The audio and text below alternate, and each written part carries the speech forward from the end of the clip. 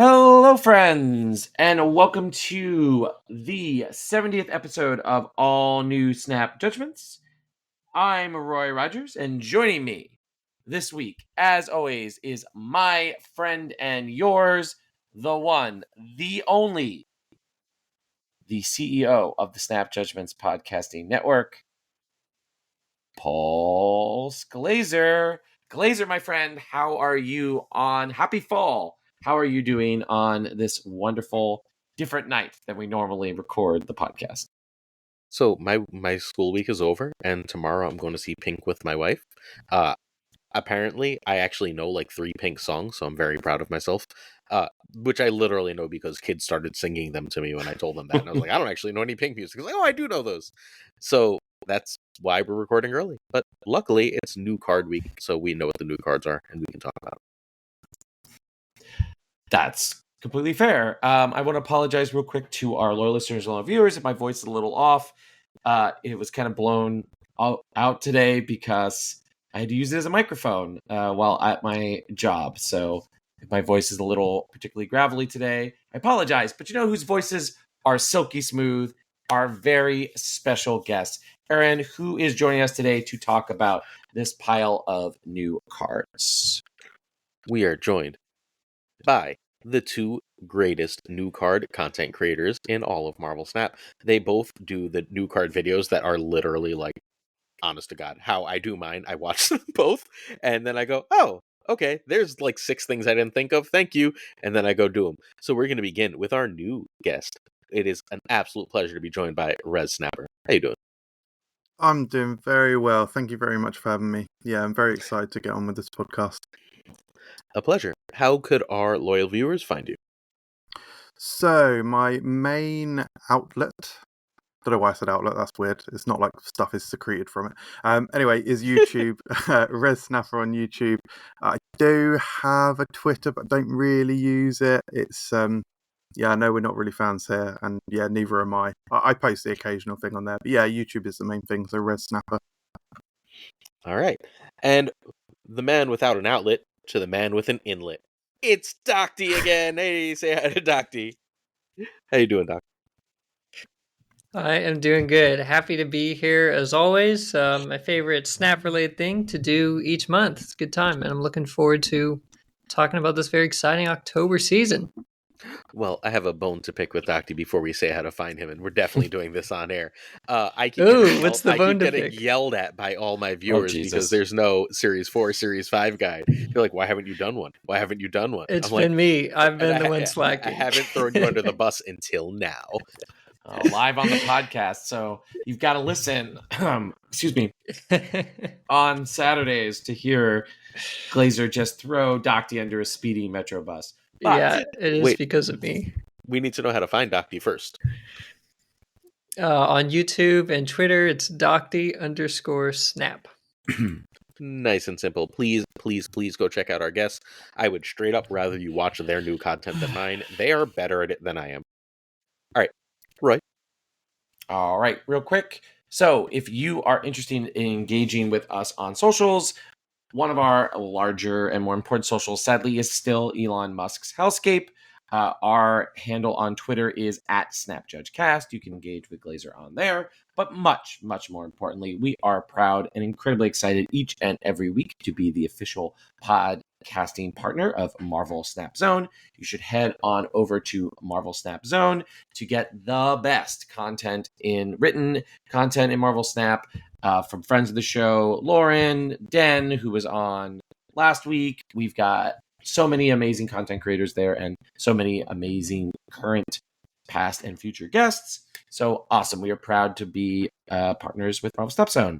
Our email is snapjudgmentspodcast@gmail.com. But the most important social, the one you really care about, is our YouTube @SnapJudgmentsPod, where 6 out of the 7 days a week, the days that this podcast does not release, Glazer is providing you with Snap takes.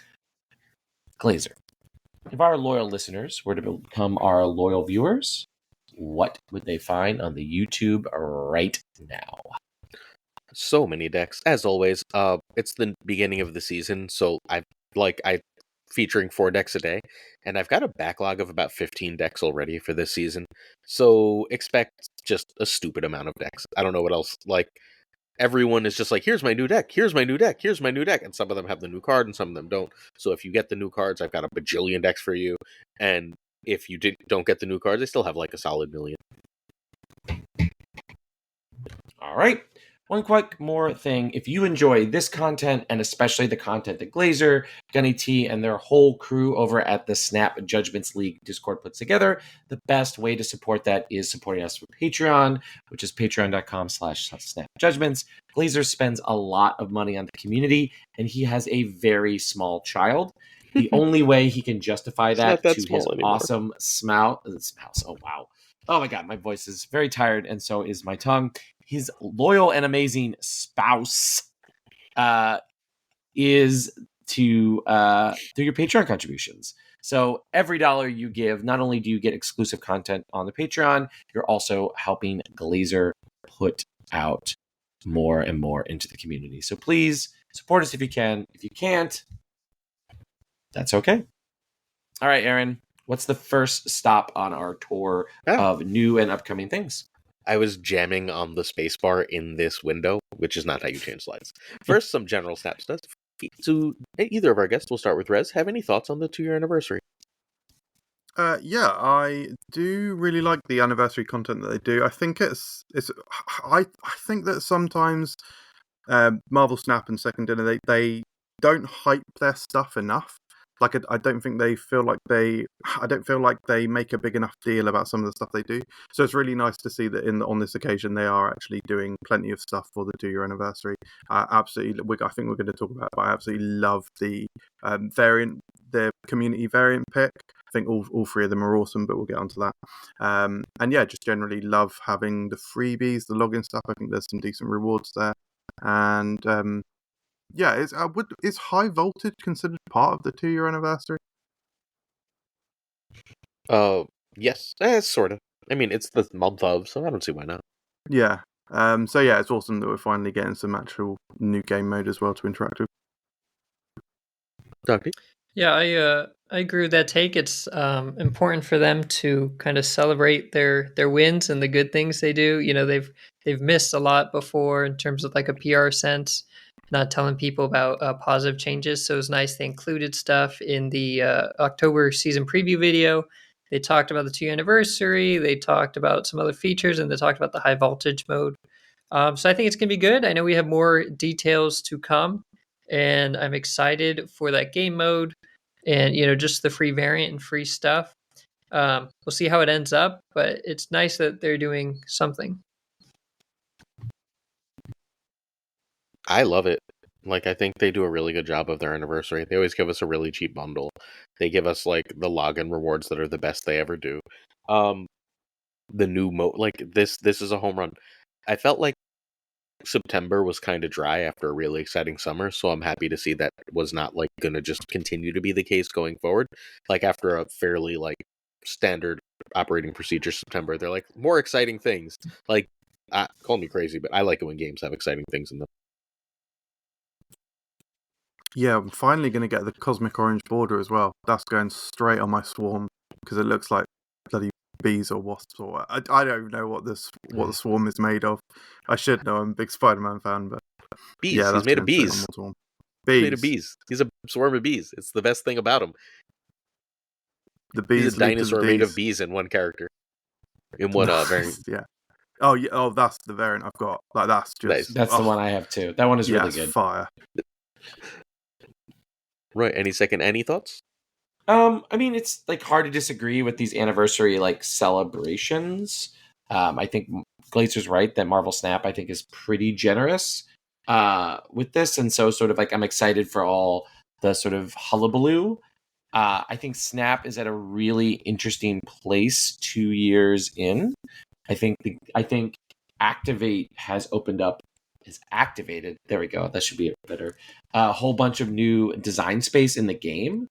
And so I think on a design level, Marvel Snap is sort of like in a really sort of interesting place, even if specifically maybe the meta game isn't in one of its most fun moments.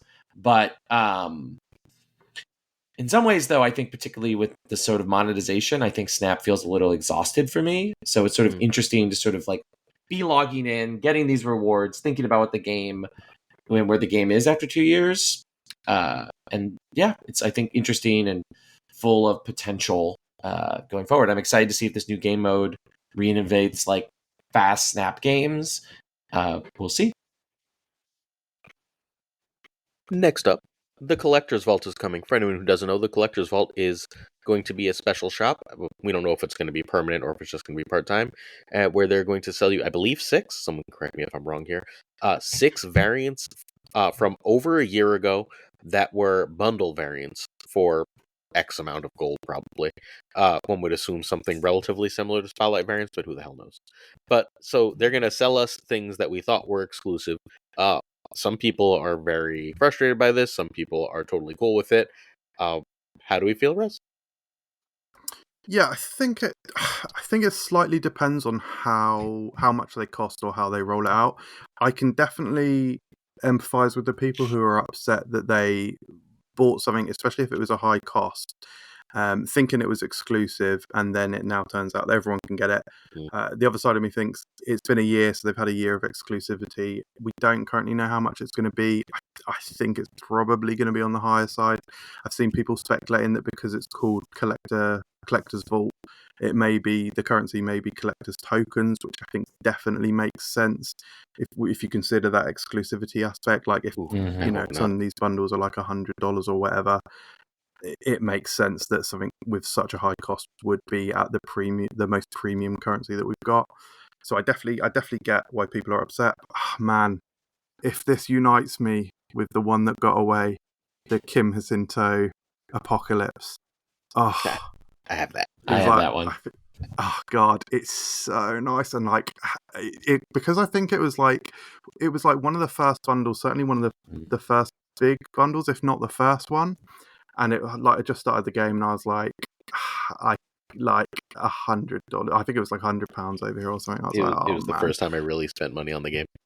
I think it was the second big bundle after launch.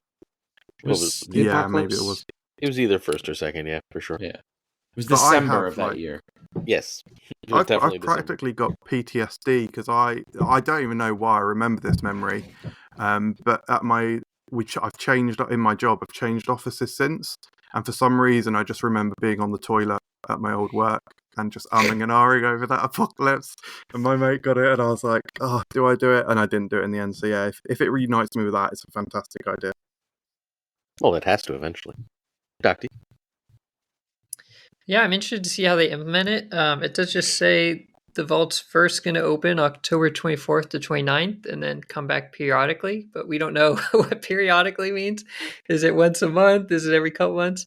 And then also it's 6 random unowned variants. So it's going to suck, like for Rez's example, he's really looking out for the apocalypse. But what are the odds that the apocalypse is one of that 6? I mean, that's kind of low, so there's going to be people waiting on specific ones. I myself, I really like Flavianos, so I may want the Flaviano Collector. That was another $100 bundle I didn't pick up, but maybe it isn't one of my 6, at least the first time the vault opens for me. So it would be nice. 6 seems low, maybe. It would be nice, though, if it does return periodically, that it cycles through everything once. Maybe if the Flaviano Collector doesn't pop up in my shop, my vault this time, I can't see those 6 again. So the Collector has a good chance of being there next time or something. Cycle through everything once would be nice. If it's just random every time, then people are going to be waiting for one specific variant and get pissed when it doesn't come for months and months, even if they have the currency ready. And I agree, it will probably be collector's tokens, given that they're now selling the certain borders for 1,000 collector's tokens if you get like that rainbow cosmic one. I have to imagine that these vault variants are going to be, way more pricey than just the old spotlight variants. I don't see it being 2,400 gold. I think there's a good chance it's 1,000 collector's tokens or something. It's to be determined. Obviously, you don't have to buy it. I have a lot But more collector's tokens than gold, my friend. yeah, That sounds so good yeah, to me. a lot of people will buy it. Exactly. You know what I mean? And if you don't have the resources, you obviously don't have to buy these. They're just variants. And still probably not, it's not going to be, you know, for actual money like it was before. So we'll see how it goes. But the 6 random at a time might be a little tough. I Go ahead. think it's going to be more expensive than 1,000 tokens. I think it's going to be very pricey because they're kind of stuck between a rock and a hard place, right? To go to Rez's point, like some people, let's go to the Apocalypse bundle, right? There are some people out there that paid that $100 and they like, I bought an exclusivity, right? Like that's something that was important to them. The FOMO is a really important part of these bundles, right? And the problem though, I think, is they've also reached the point in the game's history where it's just literally missing out. Right, if somebody who started the game 2 months ago and has the money to get that Apocalypse variant, like, has no way to get it, right? Like, just simply because of when they joined the game they were sitting on the toilet and chose not to buy it moment, right? They were just not playing the game, right? And they want, I think, to introduce these opportunities for people who did actually just miss out to get it, but they need to sort of get it where this is really, like, to me, a whale thing. It is a whale thing that's designed to draw currency out of the economy to get the Glazers, right? Glazer loves to go on about how he's in the 1% of currency.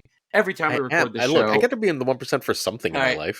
All right, he loves to talk about it. Like, it's very upsetting as I stare at my 3,000 collector tokens, and I'm like, well, how am I going to get all of these cards this month without paying anything beyond the season pass? And it's for targeting people like Glazer. Although Glazer's also bought a ton of the bundles, so who knows? But it's people like that. You know, people who maybe joined a year ago and missed the first years, or people who fell off. Right? I think the goal here is to both fill a legitimate niche of needing folks who did legitimately miss out to get access to this, but also to drain currency from the whales and sort of make the purchasing decisions those whales need to make either more painful on a currency end or more expensive on your actual credit card. I don't really care what it costs. Like they could literally just make it like $15 each or $20 each, and I'd buy it. I have 3 hips I want. If I wanted a variant, odds are I bought it. Except that like I really, really, really want 3 Dan hips. I don't have the Moon Girl, I don't have the Devil Dinosaur, and I don't have the Groot. And I want those 3 cards. So I'm gonna spend money for them. I think that people who like over index on exclusivity are, I don't know, that's never been me. Like I'm not a fan. I guess I should, like, I'm not judging how people decide to feel about things, but I just think it's cool that more people have an opportunity to get stuff. I know a lot of friends, a lot of viewers, a lot of listeners started playing much later than the 4 of us did. They started, like, Gunny started playing, like, around when Spotlight Caches came out, right? Like, right before Spotlight Caches came out. So there was no option for him to buy any of those things. If he wants them, he should have the opportunity to do it. I am 100% for this. I don't really care what they charge. Like, if they charge too much and people don't want to do it, guess what? They're in the exact same situation they were before, right? And if they charge too little, then everyone just sort of benefits. And I'm okay with that too. Yeah, I agree. I also agree with Docty about the cycling through. Like we really need to, like, don't show duplicate. Like I'm in such a daily sad feeling when I log in and I don't see the Elektra variant that I've been waiting for 18 months.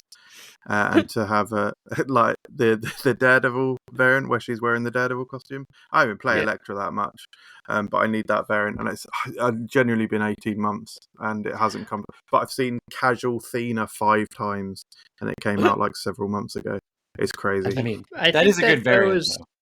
Yeah, I think maybe though the cycling, and to Roy's point, if the cycling is random and it's going to take forever to see, let's say, an old bundle, like a specific one, like the Kim Shinto Apocalypse, then it essentially kind of keeps still like a bit of exclusivity, where if you're getting a new bundle, like it just came out, you buy it with real money, you're guaranteed to get it right away. Whereas if you want to wait a year and say, I'm going to wait a year, wait for it to come back in the vault, it's not guaranteed it pops up in a year, you know? So really you're kind of, you're still buying the ability to play that variant right away and have it at a guaranteed time frame. So you don't lose the whole thing of it being exclusive, because you still get the guaranteed timing. Yep. I mean, like, I don't know. I just don't especially like exclusivity in anything. Like, give people the opportunity to do things. Like, everyone's life and everyone's situation is always the same. Let people have a chance to change their mind. Like, I don't love FOMO marketing, right? And this sort of says, hey, if, like, sorry, like, you can still have a chance. And, like, people are going to be like, but why didn't they tell us that before? Like, because they didn't know they were going to do this, probably.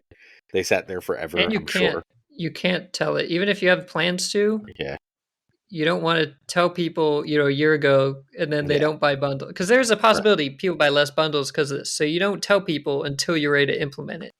Well, they were never going to admit it ahead of time. Well, if people start buying less bundles, all of a sudden, watch how quickly this shit disappears, right? Like, that's right. Periodically, maybe they just don't bring it back if it. Exactly. It becomes series drops. The new series drops. Where's Collector's Vault? And series drops. I'm like, you wait. Yeah. I'm not. Just give me my 3 variants, man. I want some.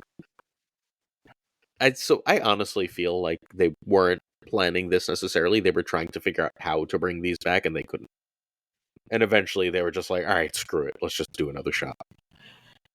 Yeah, it's not the worst solution, particularly if they make it. It's the easiest. It's the simplest solution. Mm-hmm. Yeah. Right. Yeah. So we'll definitely see what happens. I guess would be the best way to say at this point. I think until it's in the wild and we see sort of how thoroughgoing the selection is, how random it is it like how long the sort of, have they said how long the delay is? Is it a year? It's 1 year. 1 year. At least. Okay. Yeah. At least 1 year. Okay. 1 year or more. Which means from before the first anniversary. Yeah. Might be more likely then, since, you know, there were a smaller number of bundles in the first year than there are now. So where there's 4 a day. Yep. Some of them are just so bad too. Anyway, the Black Knight one right now is like, unless you don't have Black Knight, the worst bundle ever. All right, let's do it. Speaking of variants, though, Glazer, sorry, I'm coughing. We get to vote for a variant. We get a destroyer, a Howard, or an armor. If you're watching on YouTube, you can see those. Friends, Rez, which are you voting for? Armor. They're all incredible. I genuinely think they're all incredible. Howard is so good. Destroy's so good. But I don't have an armor variant that I like. And that armor variant is so... These are all Pandart Studio, right? Yes, I believe so. I love them. Adore them. I adore all this month's variants as well. Yeah, armor. Yeah, I think I'm kind of torn between Destroyer and Armor. Mm-hmm. I think the Armor is probably the most useful, but also some players may not have Destroyer or Howard because they're Series 3. The Howard looks a bit like the Nor Howard, so I think that's my least favorite here just because I like the Nor better. What? What was that, my Glazer? Favorite. You hurt me. Oh, the Howard's your favorite? Well, I think it looks kind of like the Nor, but it's the Walmart like... Nor. It's the off-brand. Look, sometimes you just gotta stop at Walmart. None are bad. Yeah, you do. Sometimes you do gotta stop up at Walmart. Quote of the day. Not bad. They're all good. It's nice that they're doing the same artist. Last time, there was some controversy afterwards. People were sending hate messages to some of the artists. So this time it's all from Pandart Studio. And 1, it's hard to send hate mail to studio. 2, what are you going to send hate about? They're all from the same studio. So smarter way to do it here. They fixed that problem, I think. I'm probably going to go with the Destroyer just because I have an armor variant that I like, but I don't have a Destroyer variant I like. So I'm probably going to go with Destroyer, but I think the armor one is also killer. All right, so I don't like the Destroyer at all. I don't know why, but it just looks like a cloudy mess to me. Like, it doesn't even look like a body. The armor is fine. I'm not mad at the armor, but like only one of these is a duck. And outside of sex, ducks are just better than humans. So it should be Howard. Oh my god. Well, I will have the radical take of I think Panda Arts Studios art is best with non-humanoids / fake humanoids like Howard. Like I think Destroyer is actually the best one. I think it captures the essence of the character, I think, really well. And the Howard is like perfectly cromulent, and the armor is she doesn't quite feel like armor. I don't know what it is. The has the armor looks like armor, but the sort of human in it doesn't really look like her. It's just kind of like generic girl number 6. So for me, it's Destroyer here. I think it's like a standout, like classic. Like I bet it pops really well too. Once it goes 3D. So my vote is Destroyer. Very, very hurt by these decisions. Let us move on to High Voltage. Yeah, that's the thing. All right, Woo! High Voltage. One new day, game 23 mode. hours from now. Yeah, sure. End of the month. But new game mode, only 3 turns. Each turn is randomly 2 to 5 energy for both players. No snaps, and it only lasts for 1 week. What do we think of this? I have a question about the energy. Is it each turn is 2 to 5 energy, or each turn you're getting an additional 2 to 5 max energy? an additional, I believe they've said, so it does stack. Okay. Yeah. So you can get crazy energy. I like it. I think it's a really cool mode. Only 3 turns. I mean, I'm not the only one. You know, a lot of people have said, hey, if you're doing a fun game mode, make it like the opposite of Conquest. Like, make something that actually is even quicker than normal Snap. And people are going to have a good time. You know, like there's been the thoughts that you do, games where just like TVA is always on the board and you can't get rid of it or something. This is even like better because it doesn't need a specific location on the board. So yeah, you do only 3 turns. You ramp up real quick. There's RNG still, so that's going to kind of normalize, I think, win rates closer to 50-50. You know, even if you're a bad player, like maybe your deck is better when it low rolls, you know, to low energy, or maybe your deck is better when it high rolls than your opponents. It's just going to be RNG, so it's less competitive, but that kind of makes it more fun. And short-lived is going to keep it fun instead of getting tired of it too quick. And maybe that's with Deadpool's Diner. It took 2 weeks, and a lot of people were really striving to do everything and get everything complete in one. And there's some complaints about that. So this time they're probably having a lower threshold to get everything because it's just set as a 1-week event. So I'm excited for it. I think it's going to be even better than Deadpool's Diner was. Right. Muted. Yeah. So I think that this mode, in theory, seems really interesting to me. I think to sort of build on what Docty said there, the idea of TVA, but it's actually fun, is a very like interesting concept, right? Like, and like what a Marvel Snap game. Both players get the same amount of energy, right? So it's not like Rez and I are playing and I get 3, he gets 5, or some other version of that, right? So it's sort of interesting to see like what happens when you play a 5-drop on turn 5, right?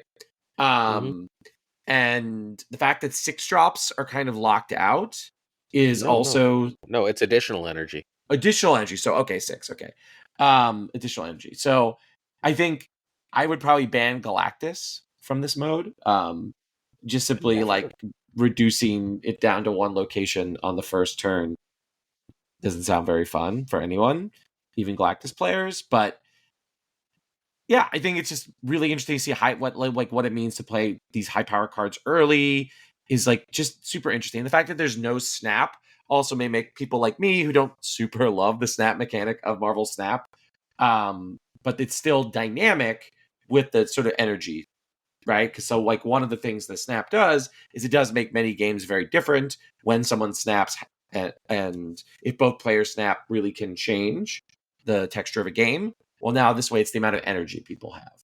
So I think it's taking some of the logic of the core Snap ability and stretching into different places. And so I'm really interested to see how this plays. And I will definitely be jumping in. I'm so much more excited this than Deadpool's Diner. Let me tell you, oh my God. This is definitely going to be an actually different Marvel Snap experience. And I'm really excited for that aspect of it. I just want to play it. Like, I don't know if I'm going to like it. I don't know if I'm going to hate it. It's too different to have any idea what I'm going to feel. But it comes with a free new card, so I have to play it. Although I guess, like, the card is Series 4, so I could just, like, wait 2 weeks. But that seems like it's probably bad for content, right? So I'm going to play it. I'm going to get the card, and then I'm going to move on. Plus, it gives me, like, a second set of videos, so I'm not sad from the content side, right? Like, look, decks for this bullshit. So, yay, I guess. Like, my basic hope is that there's nothing completely broken in the meta for it that we discover within 30 minutes, because that's always depressing, right?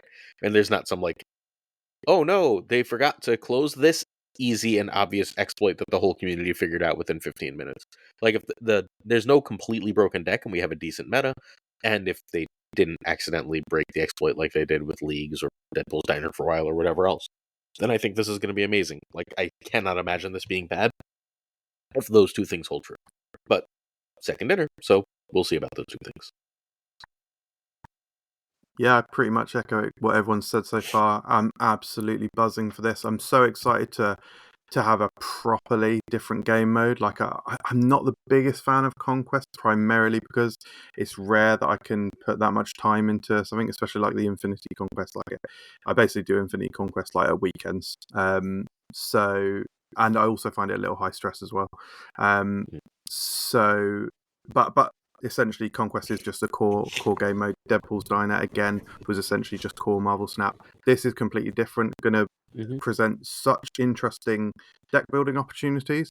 You could certainly have decks that don't even have 1-drops in. I think you probably would, but you could certainly do ones that don't. I guess if it's 2 to 5 each turn, so it's minimum the third turn you'll have 6, and then maximum you'll have 15. That's just so interesting. Going to be, yeah, just the opportunity that this gives for deck building, I think is so exciting.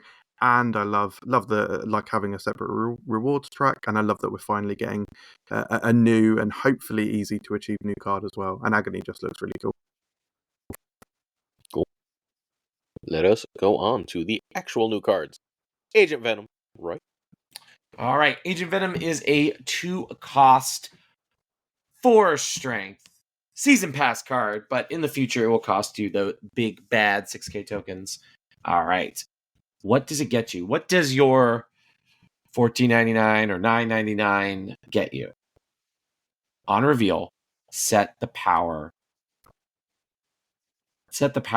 of all cards, not to all cards, Glazer. Set the power of all cards. I don't teach English. In your deck to 4. All right, Rez, what do you think about Flash Thompson as Venom? I think it's incredible. I think the power output of his actual ability is just massive. I think I was working out something like, if you've got a 7-turn game, it's like plus 20 power to your deck or something, which is absurd. I mean, just his core stats 2-4 is already so strong and feels so good. Like, he's in a similar spot to Bast, but Bast always felt like, although Bast's power output is also very strong and has a really big impact on your hand, playing that 1-1 down, like, but essentially clogging yourself with that low power, so that felt really bad. Whereas Agent Venom completely feels the opposite. Literally feels amazing to play because he's such high power himself. And I haven't played masses with him, but I've done a little bit of bounce stuff and a little bit of just like, I've done decks which are like a lot of cards that are like scalers and stuff, so thena and whatnot, and it just feels so powerful. Like, getting him on turn 2 feels ridiculous. And I've also been playing him plenty alongside Bast as well, so getting a little bit of the double dip in doing your hand and doing your deck. And I've played Bast when I've had Agent Venom in hand, so you're not going to power off him. It's fine. It's worth it to get the extra 9 or so power that you're putting on your 0 power cards. So yeah, generally it's felt amazing, and yeah, it's actually slightly more powerful than I expected and really fun. So yeah, I've got a very positive impression on him so far. Docty? Yeah, I would have to agree. He does seem like great season pass card. I haven't played him or the other new card we'll talk about, Scream, too much yet, since they just recently came out. But I've been seeing a few different decks people have been playing with him. I've seen just a lot of excitement around the card. People seem to be really enjoying it. and that's what you want. He is a powerful card, like Rez mentioned, but he also kind of has a requirement for you don't necessarily have to build completely around him, but you can, or you have to have a deck. If you're putting him in, you have to realize Agent Venom's in your deck, right? You kind of have to have him in mind. So I think it's interesting. He creates and he fits into some pretty interesting decks that are just a bit more unusual. It's kind of forcing people to try out some different things, even with Bast, which normally doesn't see too much play. It's just a good season pass card, and yeah, nice having the 4 power on the body, even if his ability doesn't pop off too much in one game. You still have a 2/4, like that's just nice base stats. So he seems good so far, and he seems fun. That's what you want a season pass card. I mean, his sheer power output is through the roof. If you get him at any reasonable time, he's almost always like a 212, 215. It's just stupid power, right? Like Bast is really nice, but you're still dealing with a 1/1 body, and like you have to like wait for the right thing. Agent Venom, you just see and you're like, throw it down as fast as you can. Like there's no better 2-on-2 for the decks that want him. Like he's just, I think he's absolutely incredible. I think it's interesting what the guarantee of his ability does, and the positive stats on his body as compared to both Bast and Phastos, both of which Bast was very good for a while, but just got sort of power crept out of the meta, and Phastos is a piece of shit. So I am I think it's really interesting that you just put enough numbers on Agent Venom to guarantee he's good. I feel like it's consistent big numbers early in the game, which is exactly what you want. Which also probably means that if you made Phastos 2, he'd be broken. But even without the guarantee, right? So yeah, Agent Venom, you should buy this card if you have any interest in playing anything but Hela. Definitely. I guess I'll be the one to chime a little bit of skepticism about this card, only because it's definitely you've got to see it on 2 or maybe 3 for it to be as impactful as you really want it to be. Not quite as harshly as Phastos, right? Who is basically like, if you have him on 3, he's okay-ish. But if you see him any later than that, that's not very good. I think the fact that there's no redundancy to Agent Venom means that the games where you draw him slightly out of order, he could be a little bit clunky. But other than that, I agree with what everyone says. He's a very strong card. I think you can't really build an Agent Venom deck, I guess is the argument I would make. And rather just a deck that benefits from having Agent Venom, if that makes any sense, right? Like, part of this card screams to me like, oh, what does it mean to base your whole deck around it? But of course, there's only one card that has an effect like this. And so you can't really do this, like go all in on Agent Venom, but I think he remains a powerful mid-range option that is definitely worth your $9.99. I mean, he took a bounce from like a top 5 deck to the best deck in Marvel Snap. Like, I don't think there's much, like, at least in terms of laddering, maybe not in a tournament where Goliath might be dangerous for the deck, but in ladder, like, the deck with Agent Venom, it went from a contender to the single best deck, largely on Agent Venom's back. Just like the +7 power you get if you hit a Hood, or +8 power if you get a Mysterio alone. Like, Mysterio hasn't been in bounce in like 5 months in its back, just because of this card. It's through the roof powerful. And like, apparently Darkhawk builds are really liking. There's a whole bunch of builds like that are really, really starting to enjoy this card. All right. Next up, Scream. And this is the month of miscellaneous Venom characters that you may have never heard of before. Scream is a bit more famous, featured recently on Insomniac's Spider-Man 2, a game that I think is underrated. It's very enjoyable. She's a 2/2, Series 5. When an enemy card moves, steal 2 power from it once per turn. Docty, thoughts? Yeah, I think Scream is a cool card. I haven't had too much chance to play her. I've just played her a tiny bit and seen her being played a small bit. She has been kind of, so far, people are playing mostly a full, like, movers package, right? They're putting her I've seen a lot of people just putting her with like everything that deals with your opponent's cards moving. So, Kingpin, Juggernaut, Spider-Man Polaris, like all out kind of thing. It's nice that you don't really have to put her with too much. You could just use her as a small package. I mean, she gets +4 each time, essentially, because she's stealing 2. It's like Silver Sable. So she gets +2, and then the opponent's card gets -2. And so you really just need to trigger her once or twice, and you already have, nice power for a 2 cost. And she does work with Juggernaut hitting cards that haven't revealed yet, which is nice. That was a bit of a concern before she came out, that you might need to, it's like, would she take power from a card that hasn't revealed? And she does. So that's definitely helpful. She's great with Juggernaut, Cannonball. I think the challenge with Scream is going to be, I think she's a strong card. The challenge more is going to be the decks you're playing her. You want to be strong. And I don't think she's going to fit into as many decks long term as Agent Venom does. So she may not have that same level of impact. But so far, she seems pretty fun. She's got cool animations. And she just seems like a nice pickup. I enjoy her. I was really excited for her just because I like just, putting Juggernaut in a deck and kind of like a small move package. It's just kind of funny to me. So I like the bit of the power split between herself and stealing from the opponent's card. I think she's going to be slept on, but not because she's weak, but because she came out with Agent Venom, who's so much more obviously powerful. And the spotlight. Good lord. Yeah. Well, I guess that's true. But she's almost always, if you put a package in for her, a 2/10, right? And that's pretty good. This is starting to feel to me like Ajax or Cannonball.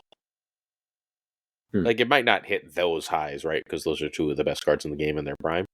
But the way this is being talked about feels like that, where everyone who plays it recognizes it's really powerful, and we just haven't come up with the exact right shell yet.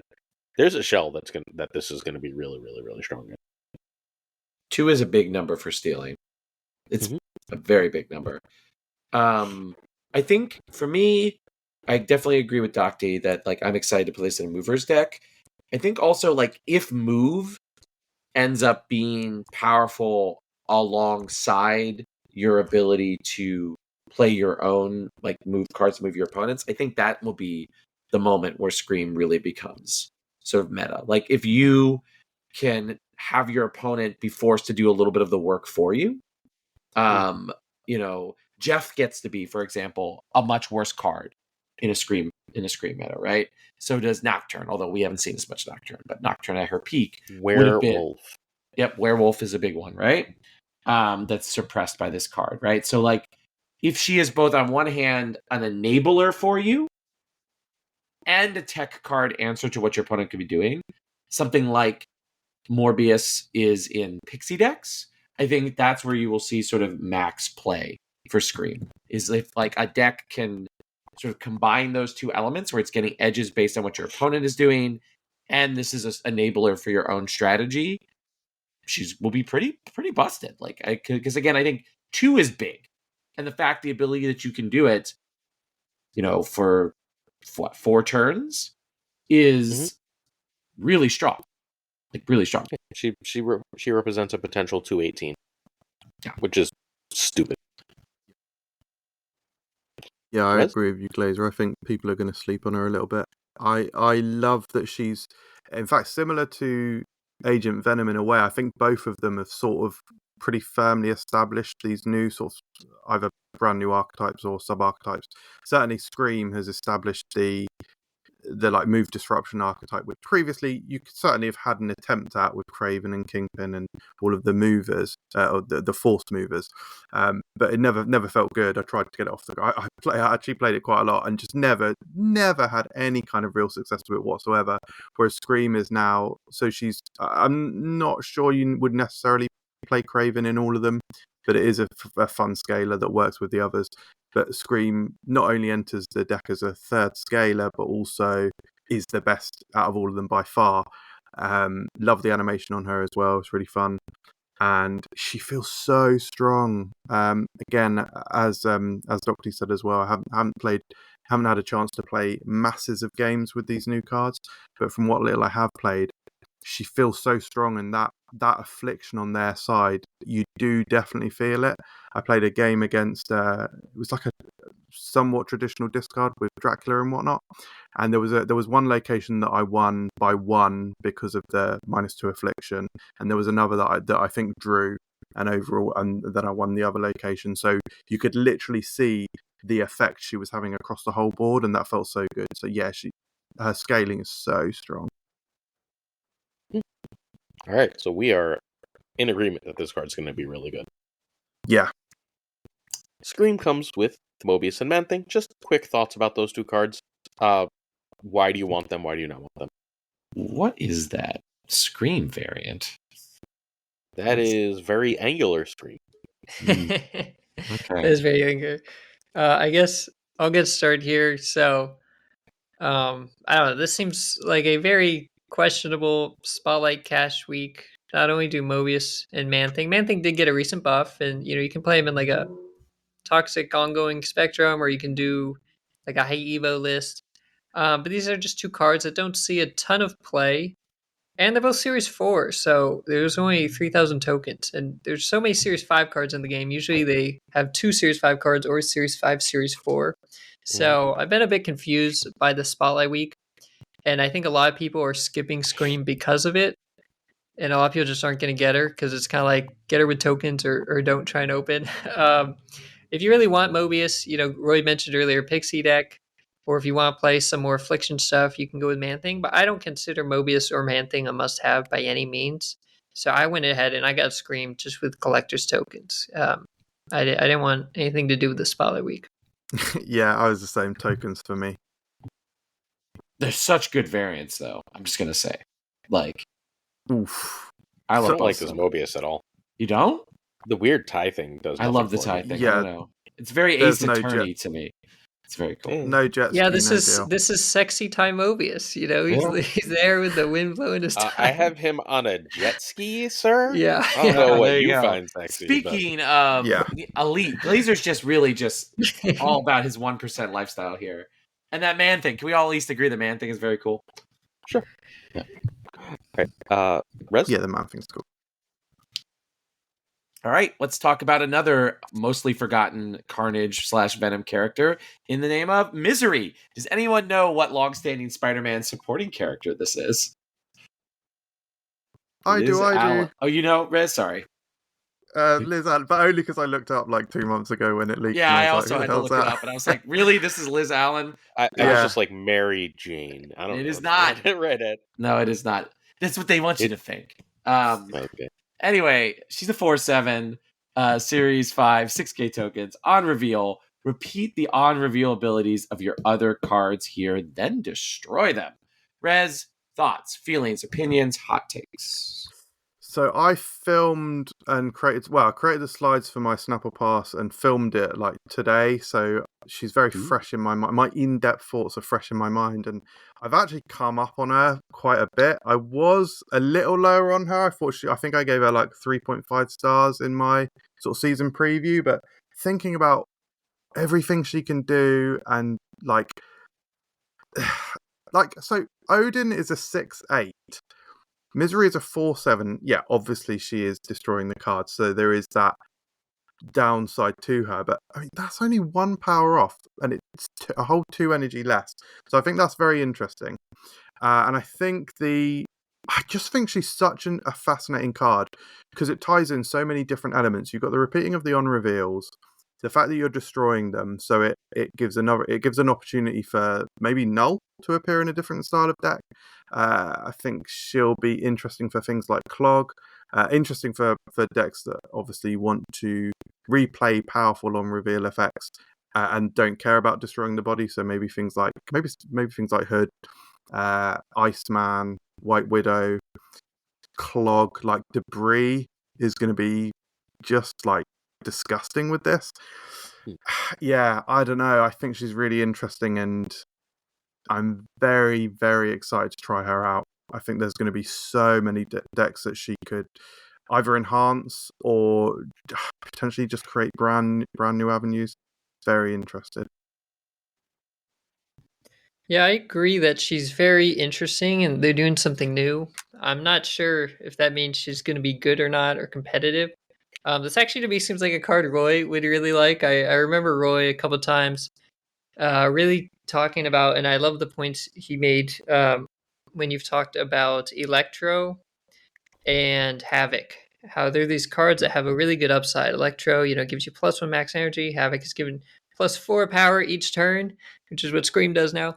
But they also have a huge downside, a very obvious upside with a very obvious downside, right? And so you can either live with the downside or try and mitigate the downside. Havoc, you could try and blink him out, or Cersei, or you can even hit Electro with Misery now if you want to try and get rid of him. And so Misery, you have this huge upside, like Rez mentioned. We've got an Odin for cheaper, okay? But we've got a huge obvious downside that she's going to destroy stuff. So that eliminates Wong combos. You cannot do like Wong, Black Panther, Odin, or even Wong, White Tiger. Like you could do some stuff, but Misery is going to destroy a card before it can like keep triggering. So she can't fit the Wombo combo thing, but you can kind of use her like Absorbing Man. And so I think a lot of times they're going to be very similar. I mean, if you just played, Rez mentioned Clog, I think Mill can work too. But if you play Debris and then Misery's triggering the Debris again, but then kills the Debris, so you lose that 3 power. So Misery is essentially a 4/4, on reveal repeat again. So she can actually work. Maybe some decks having Absorbing Man and Misery, and you kind of have redundancy there.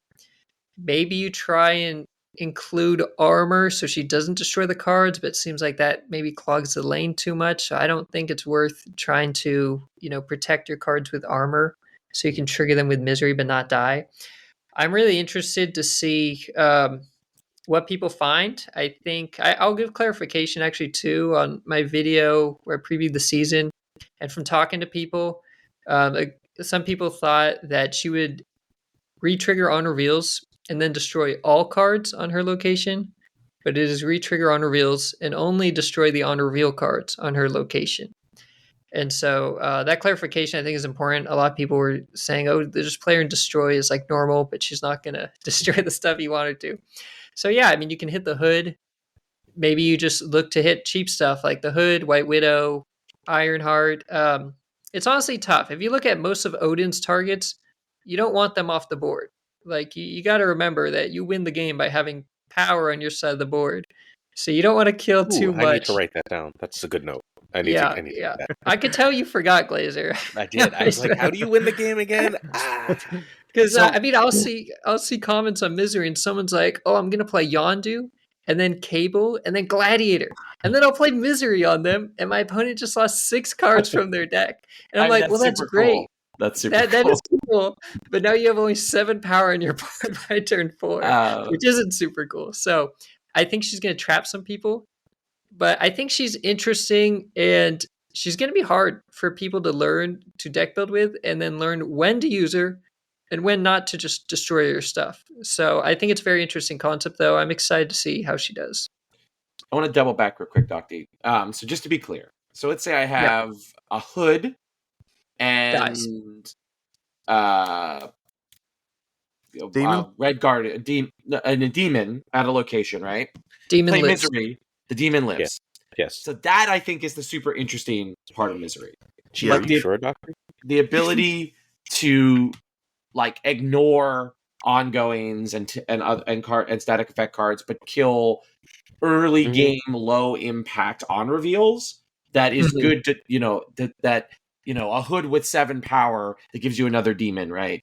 It could be worth it, right? Like I think that is the synergy to do it. And so it does theoretically work with Wong, right? Because the Wong's not blown up, right? So Wong lives, but the card that you want to trigger again is dead. It's dead. It's gone. So the way that I always get confused with Wong and Destruction. So Misery doesn't trigger twice then? Or she does and do that effect. Well, it wouldn't do anything. The card would be gone. The card would be gone. So she doesn't see the thing she copied originally. Right, like if you played Wong and then White Tiger, and you had Odin, Odin can keep popping off that White Tiger with Wong. But Misery, she's going to re-trigger White Tiger, and after the first re-trigger, White Tiger's dead. It can't be re-triggered again. Can't be re-triggered again. Okay, cool. So that's how that works with Wong. Okay, cool. I mean, she is good with White Tiger because White Tiger has 1 power. So. Yeah. But yeah, no, I think that this card specifically, because I read it as it just destroys everything. But now that Docty's presented, that I think is the synergy and figuring out ways to get value out of cheaper but powerful on reveals with a negative drawback like Electro. Like Mr. Negative. Oh wait, that's bad. Or Mr. Yeah, that would be bad, Glazer. But put it right back. I think that's sort of where it is, where these effects are so powerful, so swingy, that there's a strong drawback. Misery says, fuck your drawback. I now have a 4/7, and I have that effect again. Like 2 extra power, Misery and a 1 drop, right? Or something like that would be really powerful. Also, if your Galactus whiffs, destroy, although I guess is he dead when Misery triggers, actually? He is dead when Misery triggers, right? So she wouldn't do anything with Galactus because now she's on his location. Right, but so when it triggers, they're still both there, right? Yes. Okay, so it wouldn't work with Galactus. It's not like the activate card, right? So okay.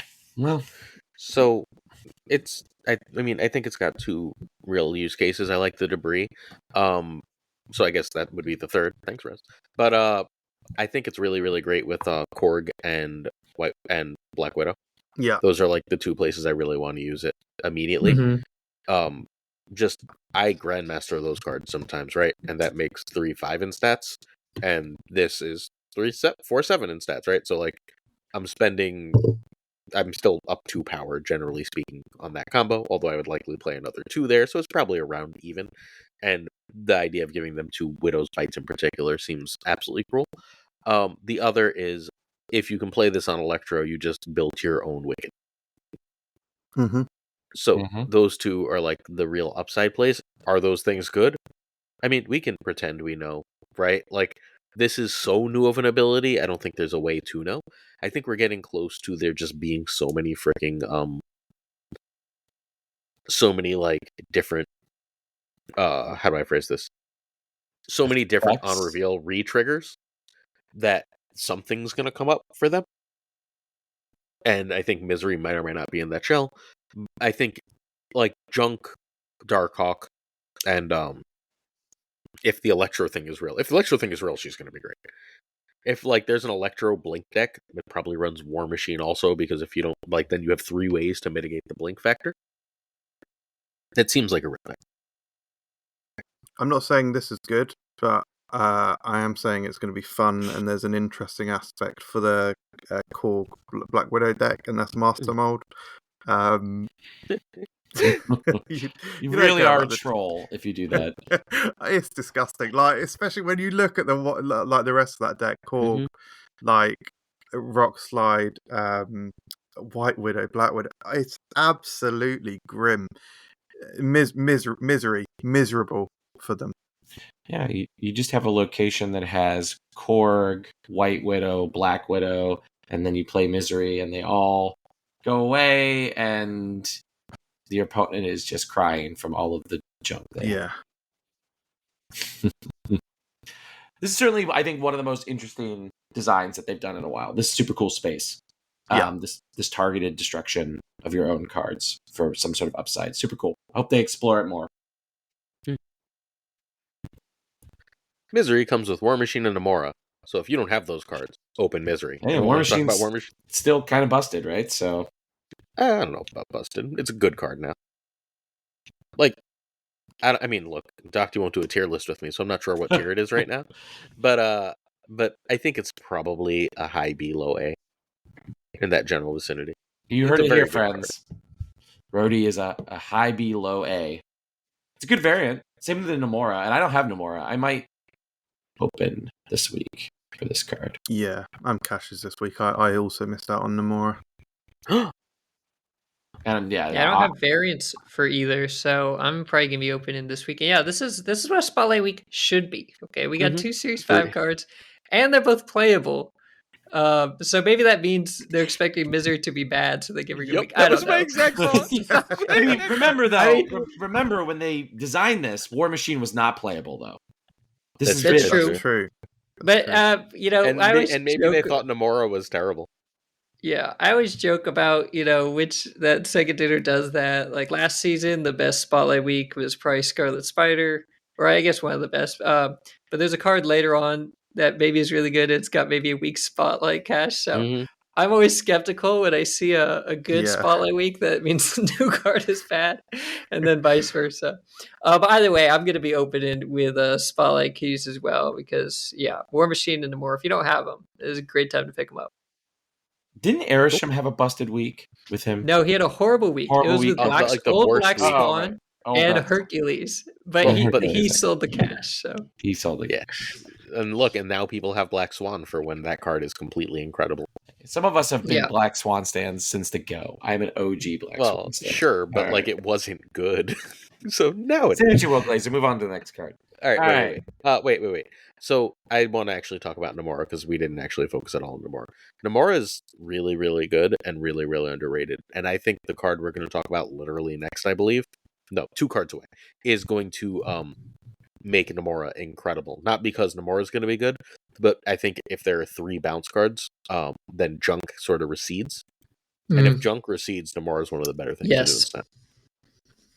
So I just want to leave that out there. Like, get Namora now, probably. All right. Also, I'm cool so eager to see the next parade of useless Venom characters. All right, Scorn. All right, everyone's favorite Marvel character, Scorn. Before you read this, I can't learn any of these cards' names. I don't even know what the bounce card's name is because these aren't real Marvel characters in my head. I've never heard of any of them except Agent Venom before this. Like, people I'm like, the bounce one. Misery was not Misery. The destroy one. Scream was around when we were kids. Sure. You know how much I remember of that?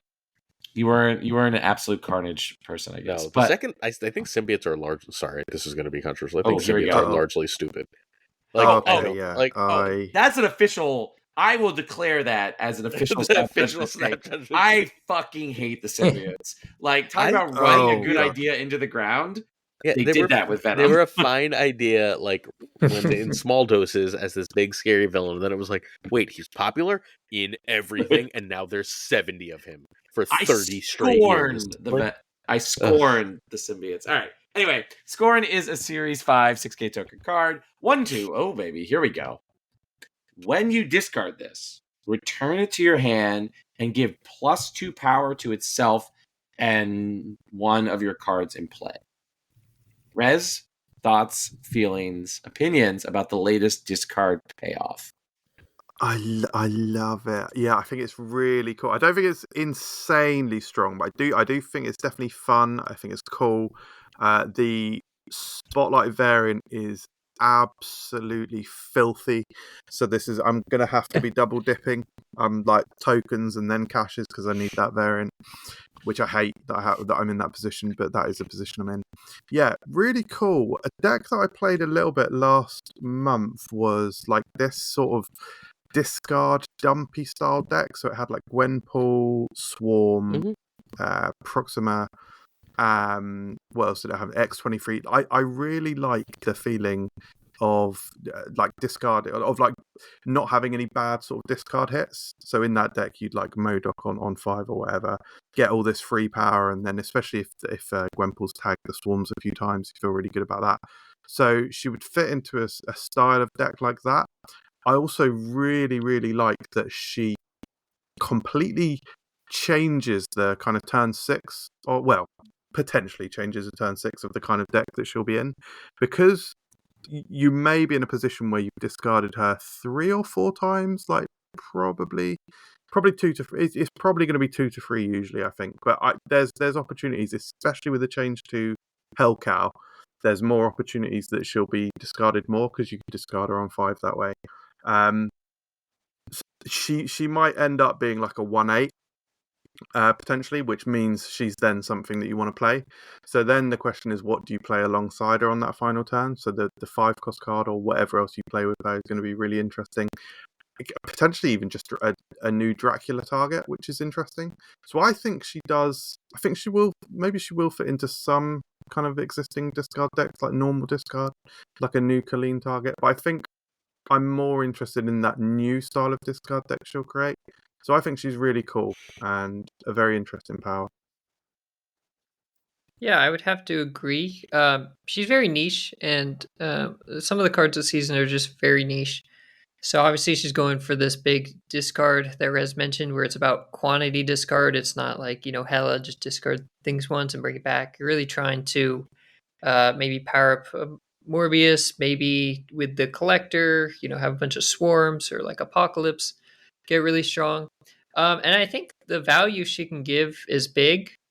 If you don't end up playing her, then her cost really doesn't matter if she just sits in your hand. But even then, something sitting in your hand that's giving +2 to stuff on the board each time is nice. It's not taking up board space like Swarm. And then at the end, obviously, you can decide to play it on the last turn, and then maybe your Dracula hits the Apocalypse, or maybe you decide to play your Apocalypse on the last turn because maybe you have a Scorn that's 8 or 10 power, and Dracula, your opponent sees Dracula and they're like, you know what, I can't win this lane. Like Dracula's gonna hit like a 20 power Apocalypse, like I'm toast. And so maybe they only have like 5 over you on that lane, and so you're actually happy to play Apocalypse because Dracula can hit Scorn. So that'll be interesting because really there's no other great target in those type of decks for Dracula. So you rarely actually play the Apocalypse. So I think she will be good there. She is a bit at the mercy, I think, of the deck. If the deck isn't very good or people are still just playing Hela instead, then maybe Scorn doesn't see much play. But if she can help the deck out and it's at a decent level, I think she's probably going to feel kind of needed there, just because she suits that archetype so much. I will also say this is one of the cards that kind of highlights the example of sometimes it being bad to plan your resources for cards that are like a month or more out. I know a lot of people said they were saving up keys for her. They told me like a month ago, they're like, oh, I'm saving keys for Scorn next season because Scorn was originally data mined to get +1 each discard and then give her power to a card on the board. So sometimes cards with these crazy, just insane power ramp, they have that in an early data mine, but they get changed a lot. So that happened to Scorn, but she still, I think, adds a decent amount of power. Although it may be worse than before. If you discard her like 3 or more times, it would have been insane. But I'm interested to see how she does in those discard decks. Dracula discard has really hated America Chavez going away. I think of all of the decks in the game, it's still feeling that pain. Because to go to Docty's earlier point, there's not a really good secondary hit for Darkhawk.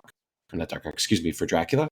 And so what this lets you do is basically be America Chavez, right? Like it will frequently kind of be in that range of 6 to 8 power, which can usually win a mildly contested Dracula lane, and that frees up your Apocalypse to be played somewhere, right?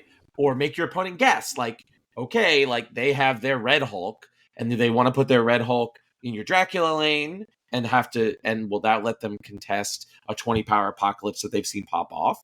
Or will they want to play for a different lane, right? It creates actual tension in how Dracula is going to turn out, which makes games both with and against traditional discard more dynamic, but also makes the deck more consistent.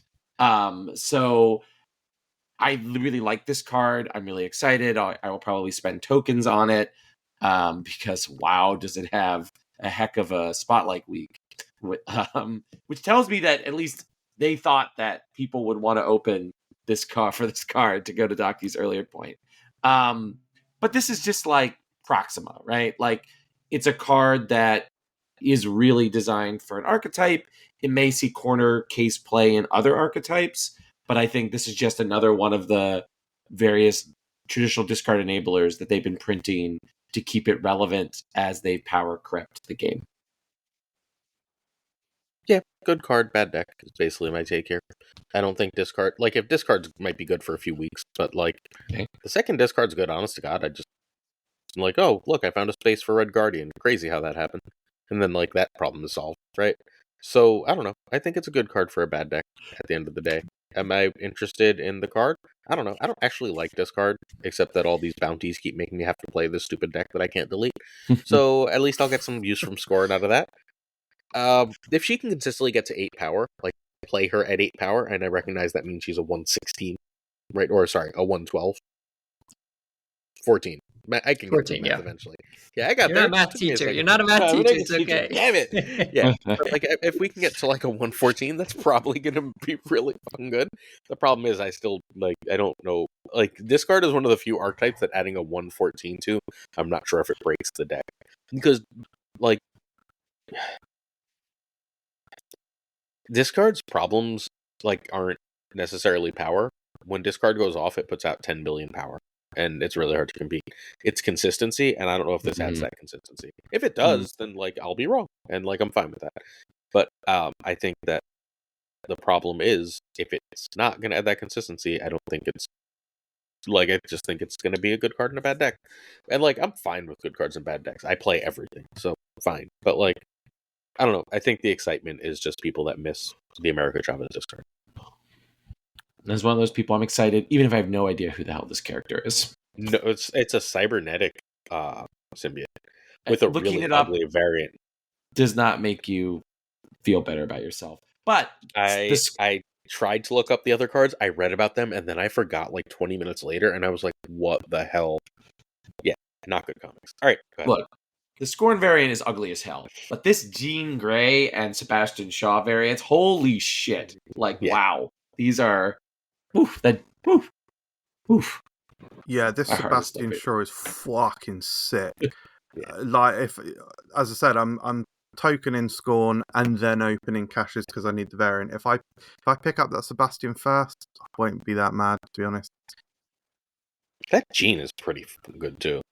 Mm-hmm. Although I am confused. Like, Jean wearing the Phoenix costume, I get, because occasionally Jean will just wear the Phoenix costume yet. Jean was never Dark Phoenix. I'm like, confused wore by the the costume statement once. you have made. What? I'm confused by the statement you have made. So, Phoenix, it turns out, because... Oh god, here we go. Are you ready? It's time to explain the X-Men, because it's about time someone... I'm here for it. That was literally just for Roy. No one listening got that reference. But... Oh, I'm sure a lot of people listening. Really? Okay, we'll I'm sure find there's out. a lot of J. Miles listeners here, but anyway. Okay, fair enough. Okay, so when the Phoenix manifests, originally that was supposed to be Jean Grey. They retconned it to have been the Phoenix making basically a clone of her body the whole time. Oh, which means that gosh. because she killed 1 billion people. I knew you were going to go for this deep lore. One of our heroes be someone who killed 1 billion people. So like, the original Phoenix, like the first order Phoenix, the one who became Dark Phoenix and killed 1 billion people, was never actually Jean Grey. Jean has several times throughout the years still worn the classic green Phoenix costume, but because the red and yellow Phoenix costume is literally an entity that killed billions of people, she's never just been like, hey, I'm gonna cosplay as that. Damn. Except in this variant. Except in this variant. But she has a couple variants where she's wearing the red. Does she? She got at least 3 others. Her Jim Lee. Really? Yeah, there's a lot. Those she has more wearing the red than the green. Those should only be Phoenix Force variants. That's very annoying. And you know, eventually they're just going to release like they're not Dark Phoenix as a card, like they released Symbiote. Oh yeah, they will. I mean, they did Symbiote Spider-Man, but yeah. And did they turn the Todd McFarlane Spider-Man in the black suit into a Symbiote Spider-Man variant, or is that still just a Spider-Man variant? No, still Spider-Man. No, you can just confuse people by playing that. Someone had it in a deck, and I was like, "What the fuck does Symbiote Spider-Man do in this deck?" And I stared at it for like 10 minutes until I realized it was a 3/5.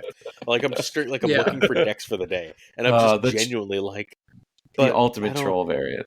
Now, yeah, we'll have enough soon that we'll be able to do a mistaken identity deck. Like all these, especially like people are talking about the comic variants. Like you've got the different names. The Destroyer with Thor.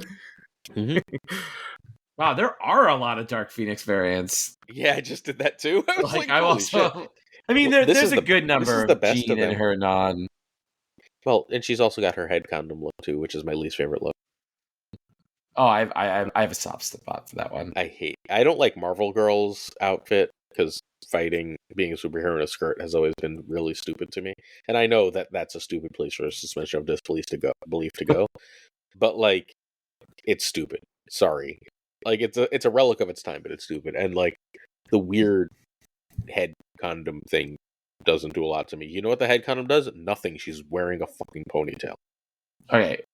Clearly you're not a real Jim Lee era X-Men head, but nothing will get over her Fire Gala variant, which I think is her best variant Marvel Snap. But anyway, enough thirst. Phoenix costume. Let's move on to the next. Wait. Jean's got a couple decent decks now. And Shaw, if you're going to play Surfer, you need Shaw.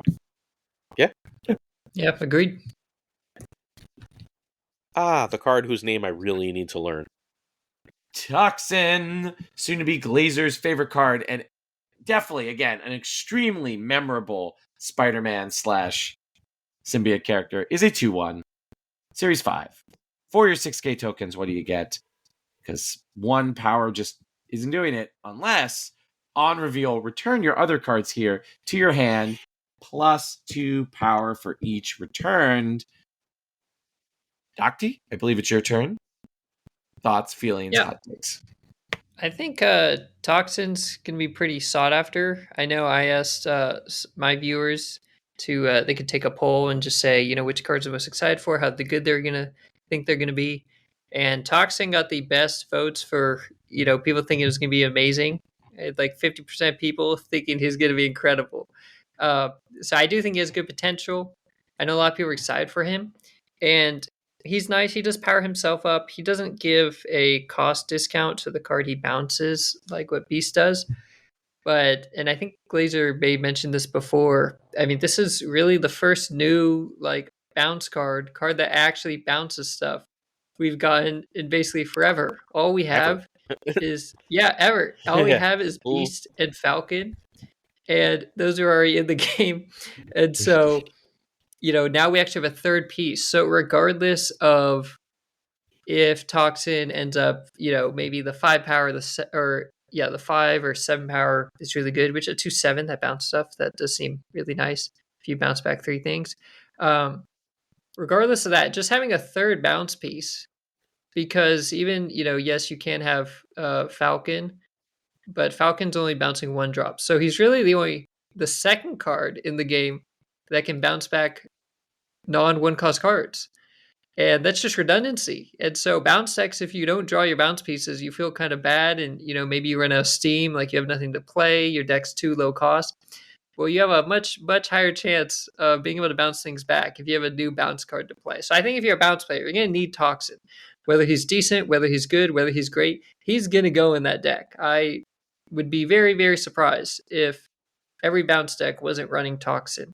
I'm not sure about non-bounce decks, like kind of more bounce hybrids. When you think of, like a move bounce decks that does Human Torch things, I think some of the hybrid decks do really enjoy the discount that Beast gives when he gives cards that he bounces the -1 cost. So we can do a combo the next turn. But you could do new Black Swan stuff with her activate. So maybe Toxin fits into some of those hybrids too. Overall, I don't think he's too flexible, kind of like Scorn. But if you're playing bounce, you should be opening for Toxin, is how I see it. Rez. I'd like to start by saying that there's been a lot of anti-symbiote conversation on this podcast, and I just want to make it very clear that it's making me feel sick. So yeah, that's very sad. Is it the Toxin that's getting you ill? I mean, I feel sick looking at all these symbiotes. Is the Toxin giving you misery? Oh, making you feel scorn for the host? Oh my god! Oh, this is too much. Oh, I know I'm Anti-Venom, so that's all I'm going to say. No. Let me be a gentleman. No, that doesn't quite work. No, yeah, Toxin's very interesting. Pretty much agree with everything that Docty has said.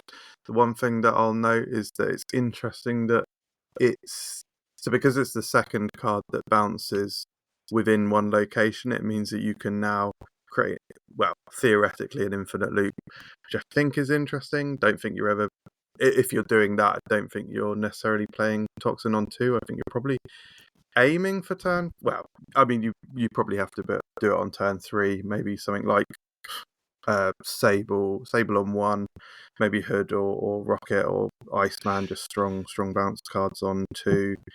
Bounce and play an additional 1 cost on. Actually, if you've got room, whatever. Maybe you White Widow on 2. Bounce them on 3 with Toxin. Then you can play another 1 cost, one of the 1 costs, and Beast on 4, which sends Toxin back. And especially with that discount from Beast, which I think would you get a second tick? Not sure how it works out, but that's just very interesting. Nope. No, fair. But yeah, just very interesting, and especially with the addition of Agent Venom now. As I said earlier, Agent Venom feels so good in bounce. If Toxin gets tagged by Agent Venom, it makes him a 2/4 with the potential to be what, 2/10? 2/10. 2/10. Like, yeah. so strong, such strong output for a 2 cost. So yeah. That's the theme of the season, right? 1 and 2 costs that are like way too big for their britches. Yeah. And 0 costs with our next card. Something just occurred to me.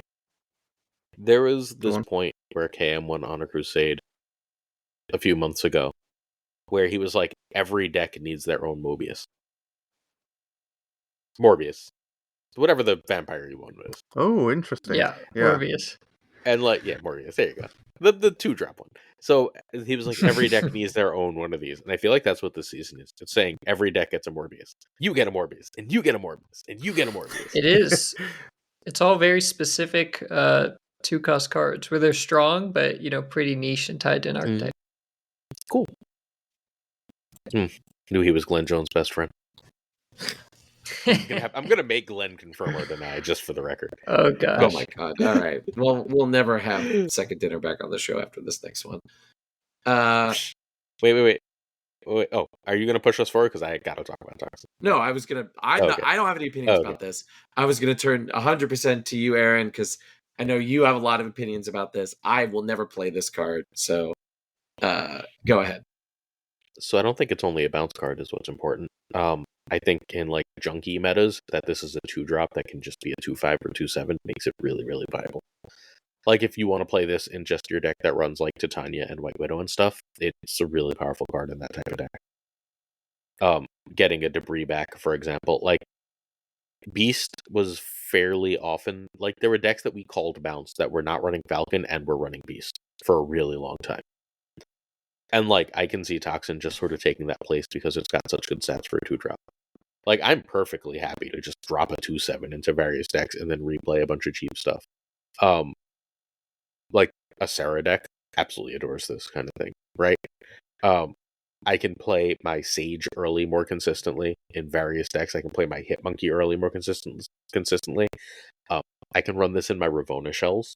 It's only going to get cheaper once, right? Like it'll be a 1/1 in the first time I play it in a Ravona shell. And then after that, it won't be hittable, but like great. I've got like a 2/6 that I can play in the first spot, 2/7 that I can play in the first spot of another lane. And I paid 1 energy for that the first time, and I got to reuse all my other stuff, playing 2 cards a turn or whatever the case may be that I want to do. This pairs really well with Iron Man. Like you drop an Iron Man on this, and you've just got a lane that's ready to compete. Like this is just ready-made power. This is one of the best cards they've ever printed, I think. My bias is obviously showing here, but like I think when bounce is good, bounce is almost always like one of the best decks. I don't think bounce gets good and like bounce isn't discard, right? Where discard gets good and you're like, that's cute. Bounce gets good and you're like, oh no, we may have a problem here. And I think that's sort of what Toxin represents. I do have the deck that beats bounce ready. I featured it already. It's the fucking move deck that runs Storm, Legion, War Machine.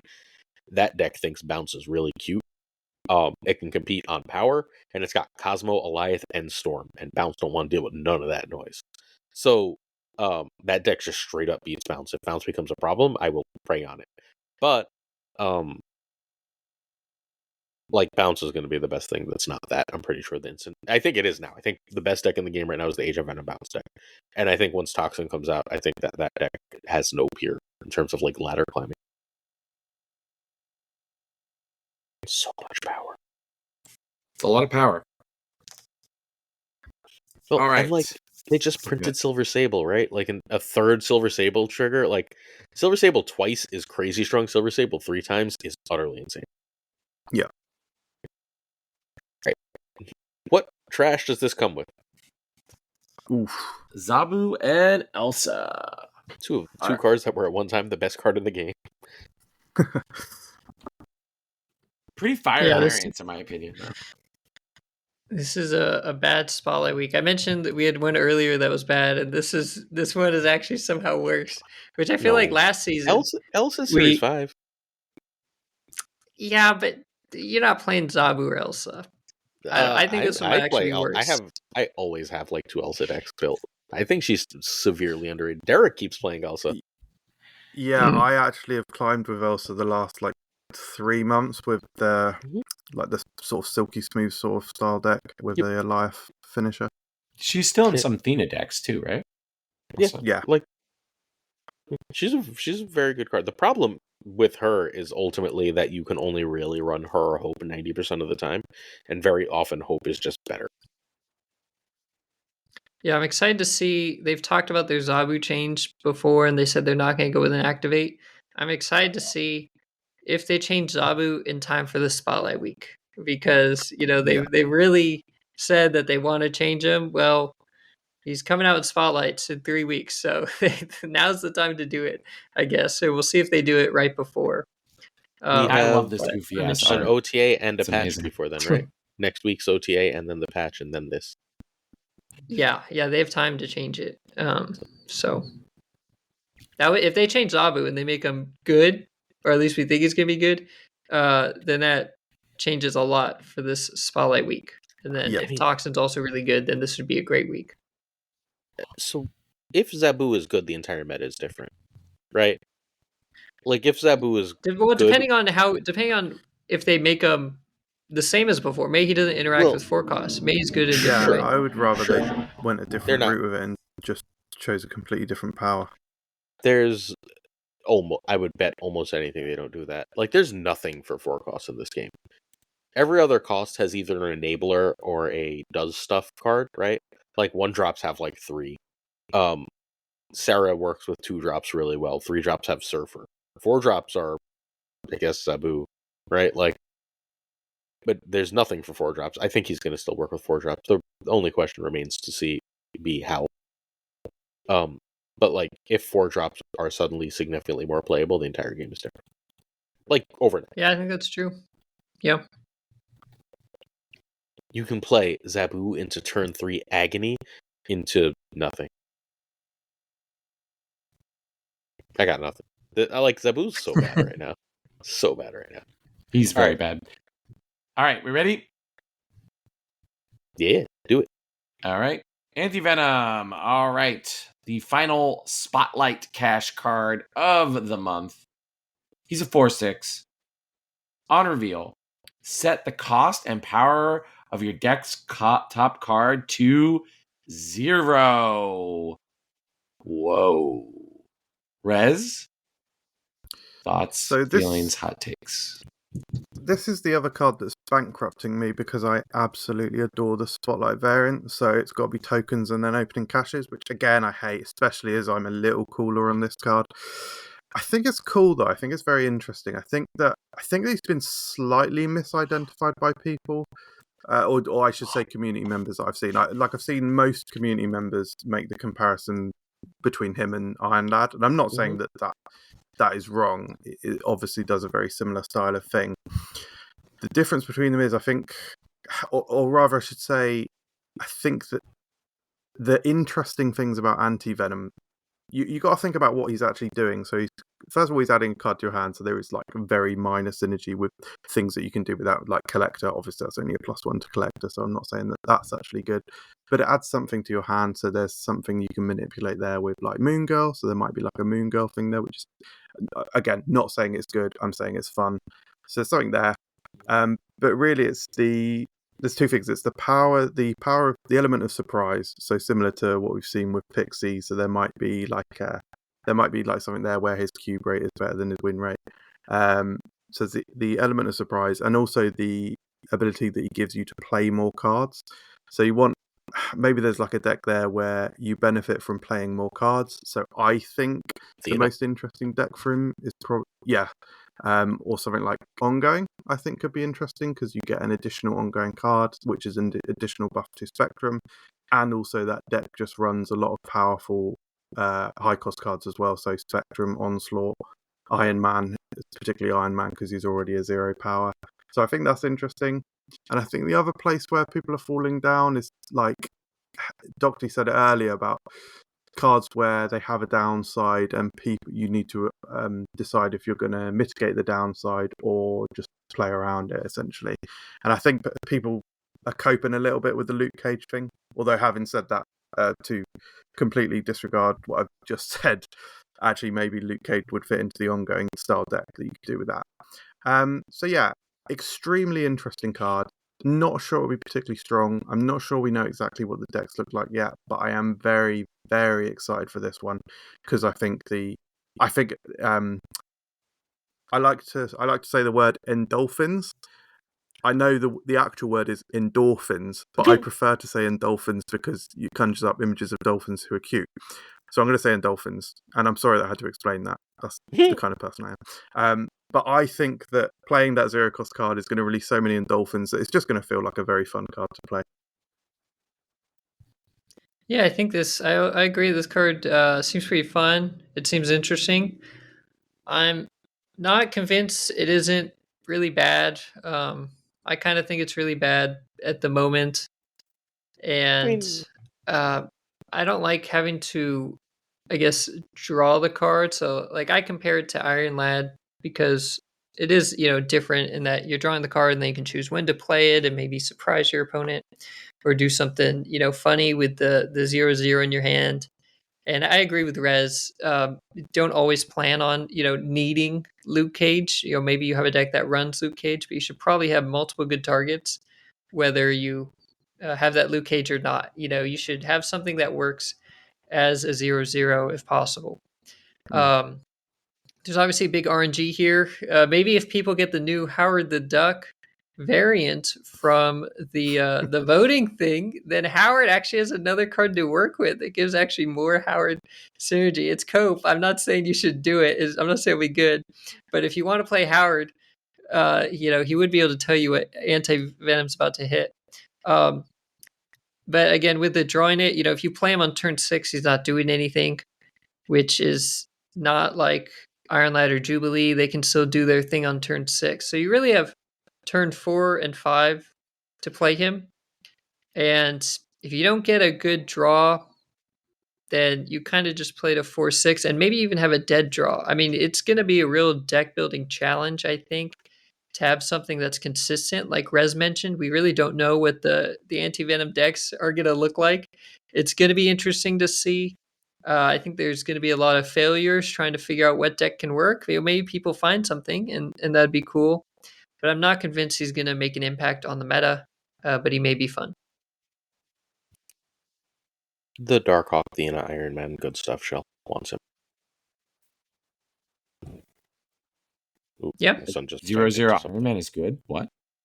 Yeah. Well, I mean, like, at that point, though, you're just getting the same basic thing as Iron Lad, right? So you're just playing him for the extra upside there. Like, with that deck, you don't especially want a second, like, of these cards, right? You just want to be able to, like, you don't want, like, you're still happy to play that Rock Slide for your thena trigger, right? But that 0/0 Rock Slide's not really hurting you. And then, like, if you just get a late Angela or a late thena that you would then, like, not be able to play, now you can suddenly play it, that kind of thing. Yeah, I think it's probably good enough in there. Like Isn't a that 0 just like cost Iron Cosmo. Lad? Isn't Iron Lad doing the same thing? Same basic concept, yeah.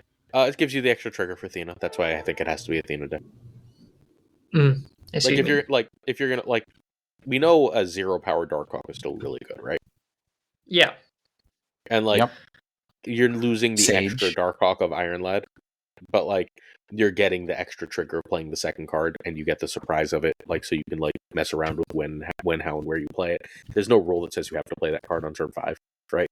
Right. I like the Thena synergy. Yeah. Like that's basically what, like in like a 0 cost Cosmo, like all the stuff that deck runs is perfectly fine. 0 cost Juggernaut, who fucking cares, right? Like all the stuff that deck traditionally runs is perfectly fine being 0 cost, and you get the extra benefit of a trigger, and you get the extra benefit of playing it when you want. And those are like 2 reasonably big benefits. Not my favorite thing, but like I think that's the best one. I think what deck builders need to ask themselves is like, how good in a world is it to have 2 Iron Lads? Right? Like, I talk a lot when we do card reviews about redundancy, right? Like, is there a new archetype that can be pushed that you have this weird and interesting interaction with the top card of your deck? Whether it's getting the effect twice, in the case of Iron Lad, but you of course have to pay energy for the second one, and then Anti-Venom, which, you know, gives you 4/6 plus whatever the on reveal effect or ongoing effect is of your top card for free, right? At a later turn of your choice, right? I think the fact that there's some linked synergy there is really interesting to me. Like, we don't have a lot of top of deck manipulation in Marvel Snap, but hey, maybe Howard the Duck is good now because there's now 2 cards that it really, really matters what the top card of your deck is, right? That is where I'm most interested to see where this card goes. Like, I think, maybe Zabu becomes good if you're playing 2 powerful 4-drops that create sort of tempo in comparable but different ways. And so I'm sort of really interested to see that aspect of Anti-Venom besides what everybody else has talked about. Fair. I mean, I'm going to have to try and make something work because I'm going to have the variant, and I'll just feel utterly embarrassed if I get the variant and it's just complete. It just sits in your collection unplayed forever. Yeah, exactly. I'll be playing it relentlessly, so I'll be the coper. Well, I guess I'm not going to spend tokens on it, but also Supergiant and Ghost Spider, and I need a Supergiant variant, so I'm opening. Samesies. I also need a Supergiant variant to sit in my collection. Yep. So one a variant for every card. I'll be opening. But they've been buffing the cards around Supergiant kind of release time. I mean, War Machine finally got buffed. Maybe we see Supergiant finally get a buff. If it's now her time. I don't think they want her to be good. I mean, Grandmaster and War Machine got buffed after That's fair. Kind of a similar amount of time. So if it's a time for her, it's now. And if she gets buffed, then this is... Oh, we got 4/7? Yeah, right. Lockout? That's true. They French bigger 4/7. But Ghost Spider is really, really good to have. So, although a lot of people already own her. But yeah, it's a decent Spotlight week. I mean... Is she Series 4 now, Gwenpool? Or Glenn, not Gwenpool, Gwen. Okay. Yeah. Spider-Gwen is what you were looking for. Spider-Gwen, yeah. Okay. Yeah, I mean, I neither love nor hate any of these variants, so. I really like the Ghost Spider. I don't know why. I think it's really cute, and I like the Supergiant. I'm not doing the tokens, then spending. I very rarely do that. I did it for Thena, and I did it for Adanya, and that's, I think, the only time I've ever done that. All right. Yeah, I think I've done it once, and then I'm in 2 years, and then I'm doing it twice this month. Wow. What's the card? I had to do it for speed. That's the only time I did it recently was for speed. I did it for speed. Oh, really? You're right. I did it for speed because that's speed. You had to do it for speed. I mean, my god! I have 2 speed variants for it to sit in my collection and not be replayed. All right, I've been playing a good amount. New free card, friends. New free card alert. New free card alert. Woo! All right, Agony. Definitely memorable card or character. I'm fuming with this. I've got a shelf with symbiote action figures on. I'm gonna knock it down, I think, after this. All right, she's a 1/2. When she's no longer free, when does she stop being free? Halloween. She's Series 4. She's Series 4, not Series 5. I should have changed that. My bad. Oh, she's Series 4, so she'll be They 3K finally- tokens. Yeah, they're finally releasing the Series 4 card. My bad. All right. I'm so used to not editing that line. I didn't even look at it. So she's 3K tokens, which is good. So if you don't get her in October, she won't set you back too much. After you play a card here, merge this with it. Rez? I think she's cool, you know. I don't think she's going to set the world alight, but I do think she's cool. I really like the artwork, actually. I think that's sick. Yeah, she's really cool. She's obviously going to be useful for things like Deadpool and Human Torch, all of the doublers, all the classic doublers. I mean, Black Panther will be interesting. It's I like that she's sort of the opposite of Hulkbuster, so you play her down first. One of the things I'm most interested in on a personal level, I should just explain how I basically play the game. So, start of the season, I'm climbing until I get to Infinite.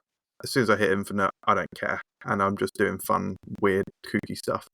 And one of the sort of general sort of themes that I do in my fun, weird, kooky stuff every so often is I typically call the deck like Space Savers or something like that, and it will basically be the high tempo mid range cards like Baron Zemo and Shanna, who obviously take up a lot of space, like tons of space. And so I'm always looking for cards that save space. And so I run things like Hulkbuster and also Sunspot, because Sunspot, obviously, you just skip turns, and that's how you save the space. And so she fits into that deck for me. So yeah, I think she's cool. I like her. Yeah, I think the homes Rez mentioned are pretty spot on with, May aligning with Deadpool and Human Torch. You now have two things here. First of all, you do have redundancy with now you can have Hulkbuster and Agony in the same deck if you want. Obviously, Hulkbuster you play after. Agony you play before, and what's really interesting, that actually helps a lot of crappy locations. Let's say you're playing a game and you want to hit your Human Torch or Deadpool. Really doesn't matter with Hulkbuster, but the location Central Park pops up, and now you have a squirrel on all locations. So now you're either not playing Hulkbuster or you're going for the 50-50. What's nice about Agony, it's after you play a card here. So even if you had random crap added to your side, or your opponent played Clog on you, they played White Widow or Acid Arrow or something that is pissing you off, you play Agony, and it's guaranteed that the next card you play there is going to get merged. So it actually can get around some of the annoyance that brings Hulkbuster to a 50-50. You just play Agony first, and you know 100% which target she's going to hit. And she's definitely going to be better at hitting bigger stuff. Rez mentioned Black Panther. Maybe you're trying to get value out of Scarlet Spider still. It's going to be better for your 4 and 5 cost cards where you don't have time to play this 2-3 Hulkbuster after. So because Hulkbuster has seen play, a good amount of play in Destroy decks specifically, I think Agony is going to see real play. If she just replaces Hulkbuster or if they get played together, I'm not sure. But, last time they hooked us up, they did Deadpool's Diner. They gave us Cassandra Nova, who ended up being a great card. I think they're hooking us up again. I think Agony's more niche, but I do think she's going to be really, really useful and competitive in the spots she fills. And again, being able to be a merge card that plays around Clog, I think is a huge plus.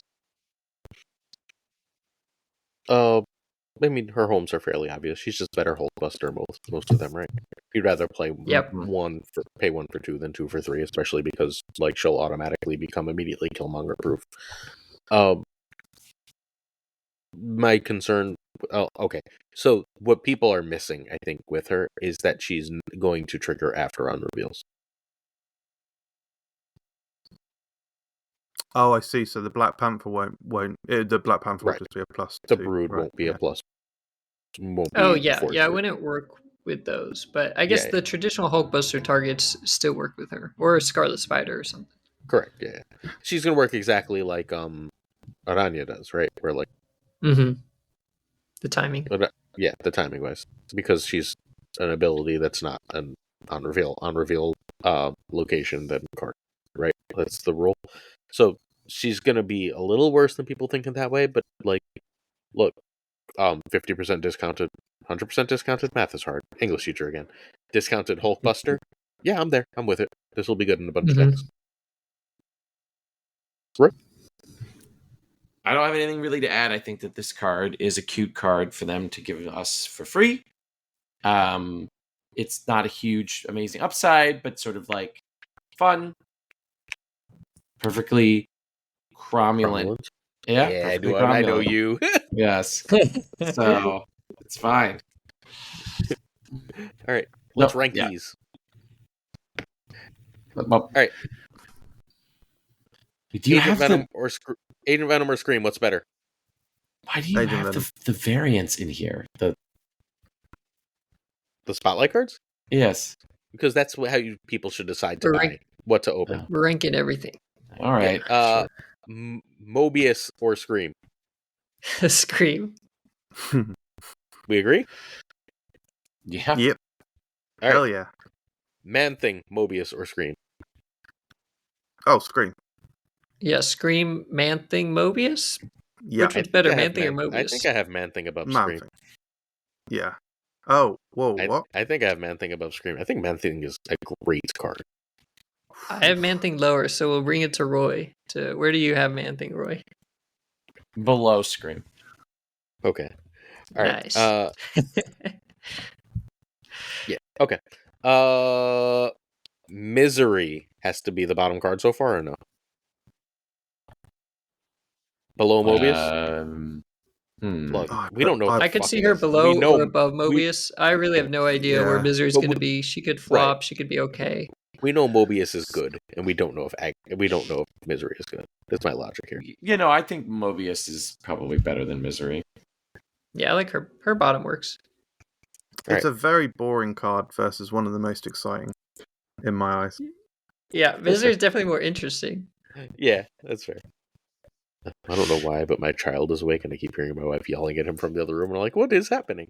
All right, War Machine, the Warm Machine, Goes number 2. up.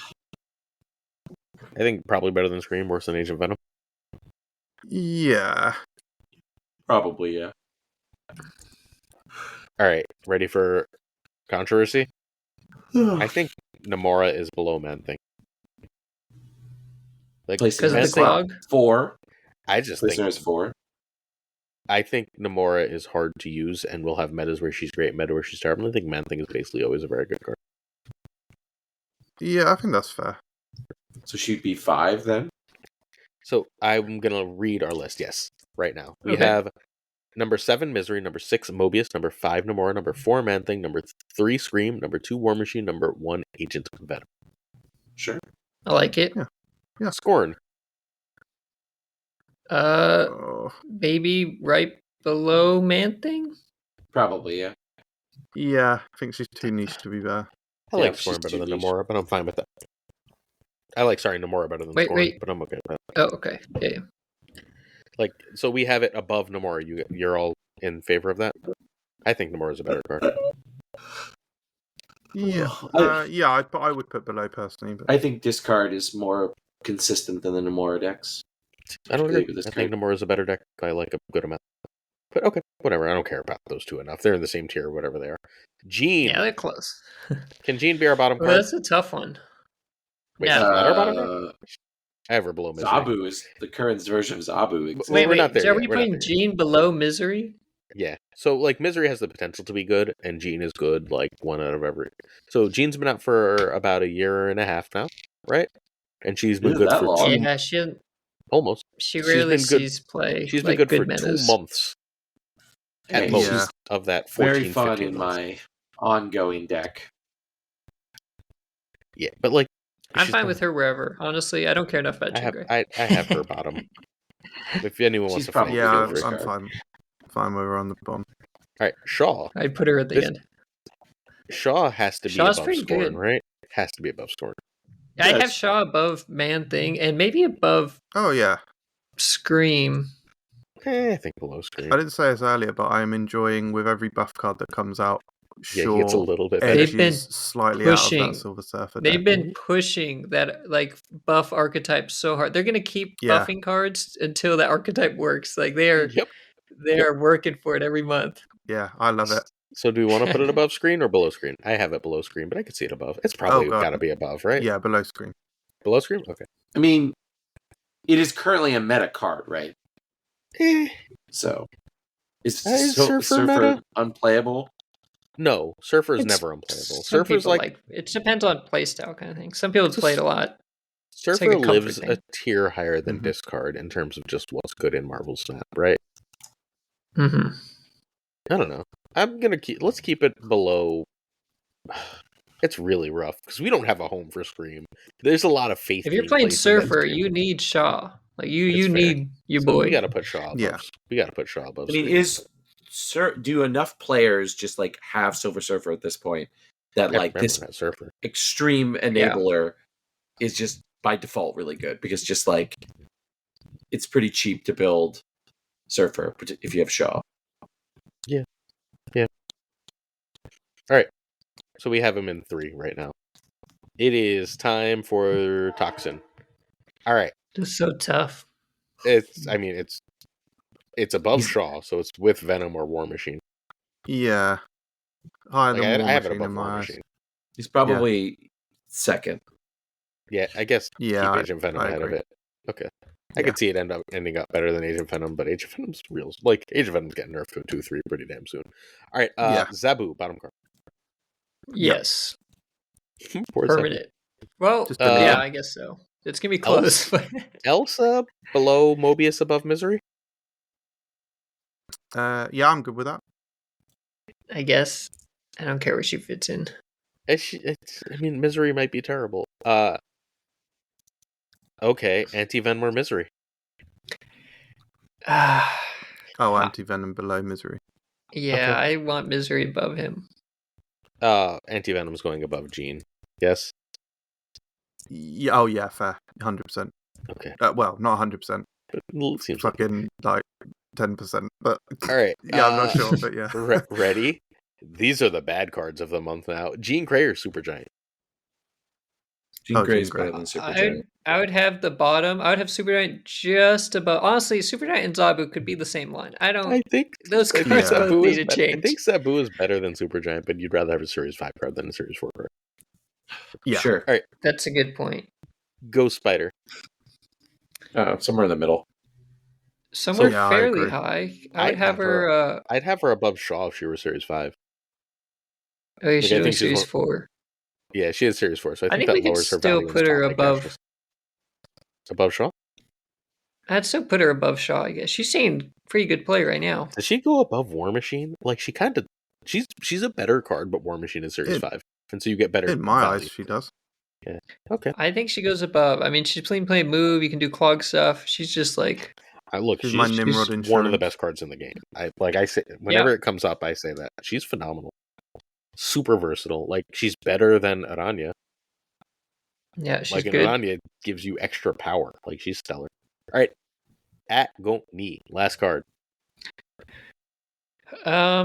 Agony Okay, is it better below than War Scorn? Machine.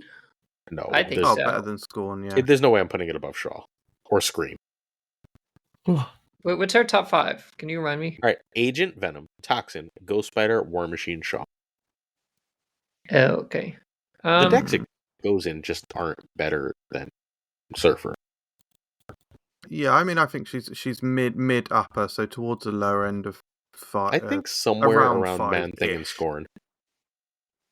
Yeah, I'd put her above I'd- Scorn. yeah, Would I'd you put her above definitely Man-Thing? above Scorn. Yeah, Yeah. Like, they're both Series 4 cards. I don't think she's going to be better than Man Thing, but I'm fine bowing to the wisdom. Below Scream, though. yeah. Scream That's creates a fair. deck. And she's new. We don't know yet, so. I think she's going to end up below Man Thing. I think y'all sleeping on Man Thing because you don't play enough Man Thing. All right, we have 17 cards. We are going Blazer loves Zap- his man thing. He really does. I do. I love a man. I love a good Man Thing. Hey, I got Man Who Thing doesn't? in Who got doesn't? theory Man Thing on the misery brain. deck. I climbed a lot with a Man Thing Ajax deck last season. Like, a lot. The Oh, I Andre got Var absolutely deck. dismantled by that yesterday. Yeah, it's a great deck. Genuinely great deck. Played like a fiddle. Yeah, it's really hard to beat. Yeah. Man Thing is really good. All right. I mean, who doesn't Like, if love you- fiddling with Man Thing? So Everyone loves a good man Uh-huh. thing. Everyone loves a good Man Thing. Yeah, Alright, do so- not fiddle with. 17. I'm gonna fiddle with my Man Thing whenever I want. this is Oh, it was God. a delisted Oh, from God. YouTube. Yeah, There was somebody 17 censor this. leave. Okay.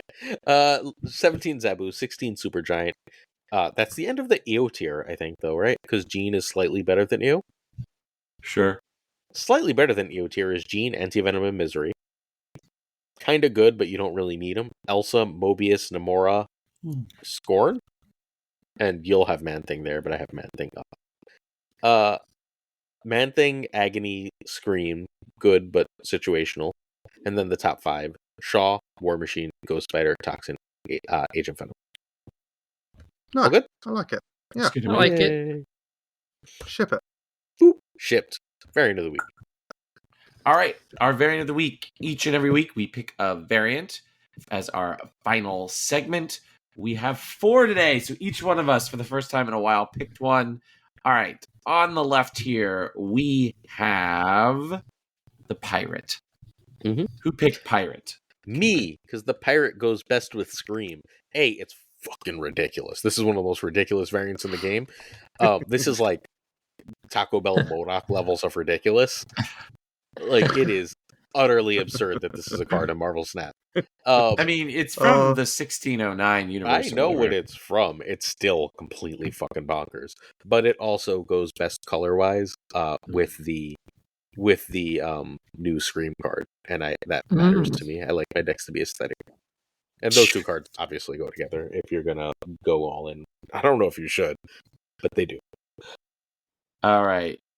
On the far right, where it belongs, we have this nonsense Venomized Kingpin variant. Who picked this one?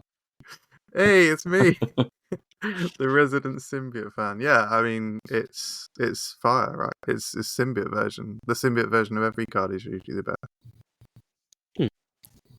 It's a really good symbiote. I almost bought. That's the one that's It's in the album. The Yeah, album reward. That's the one I use, actually. I don't even know if I own the one I picked, but I use the Venomized one just because the album reward. I use that. Docty, you picked the summer vacation one. I did. I like it. It's nice. It's fun, but he's also got a very serious face on him, and he's got these big arms and hands. And he's holding this tiny phone and glass. And I really like the frame break on this one. I kind of like cards where they're really it looks a bit more zoomed in, like a really close up frame break, and they're popping out well. And I think he does that well here, and it's just fun. It's just pleasant. And I picked the Nora one. I think it just fits the character perfectly of sort of my favorite Kingpin stories, which are the more daredevil-y, grounded ones. I prefer the pirate stories with him. There you go. Exactly one issue of 1609 that he appears in or whatever. So. Oh, is that actually based on something real? Wow. It is, yeah. So the objectively best one, like the one that's actually Kingpin, is the Noir one, right? Yeah, that's the actual good, serious one. That's the one. Everyone else was like, let's pick something stupid. Yeah, because Kingpin is only. Hey, Kingpin is undefeated for best variant taste, but that's just my opinion. Sure, Pixel guy. But Kingpin is only ever good in Daredevil comics, and outside of that, he should not be involved. No Mayor Fix fanboys here. All right, Pixel Kingpin is actually pretty decent. But let's move into our saying goodbye to our guests and letting them remind you where they can find you. RezSnapper, if our loyal listeners and loyal viewers will want to become your loyal listeners and loyal viewers, where would they find you and what would they find in your channel and other content? So yeah, YouTube is the best place to find me. If you search for RezSnapper, so Rez is R-E-Z. I thought it would be a clever, because my traditional internet name in the past was Resourceman. So I thought it'd be fun to do like a fish pun, like RezSnapper, like Red Snapper. Problem is, if you search for that, it will oftentimes auto-correct to Red Snapper. So you don't want the fish, you want me. I do lots of new card content, so I kind of asked permission from Drewberry if I could take over Snap or Pass, and he was very gracious. I mean, he literally had never even heard of me, and I hadn't spoken to him before, and he was very gracious and said that I could take the name and take the concept. So I do that. Really, really like looking at leaks as well. And yeah, I've been trying to move a little bit more into some new player-friendly content, so trying to I don't know why, but I've sort of become obsessed with labels recently.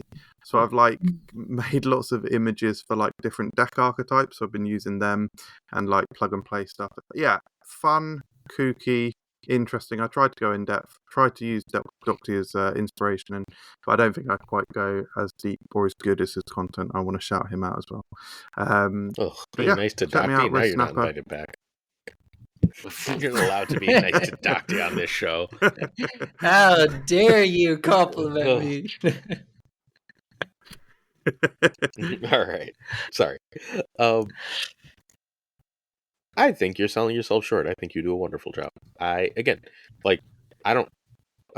used to watch almost every Marvel Snap video that came out. I spent a lot of time watching Marvel Snap videos.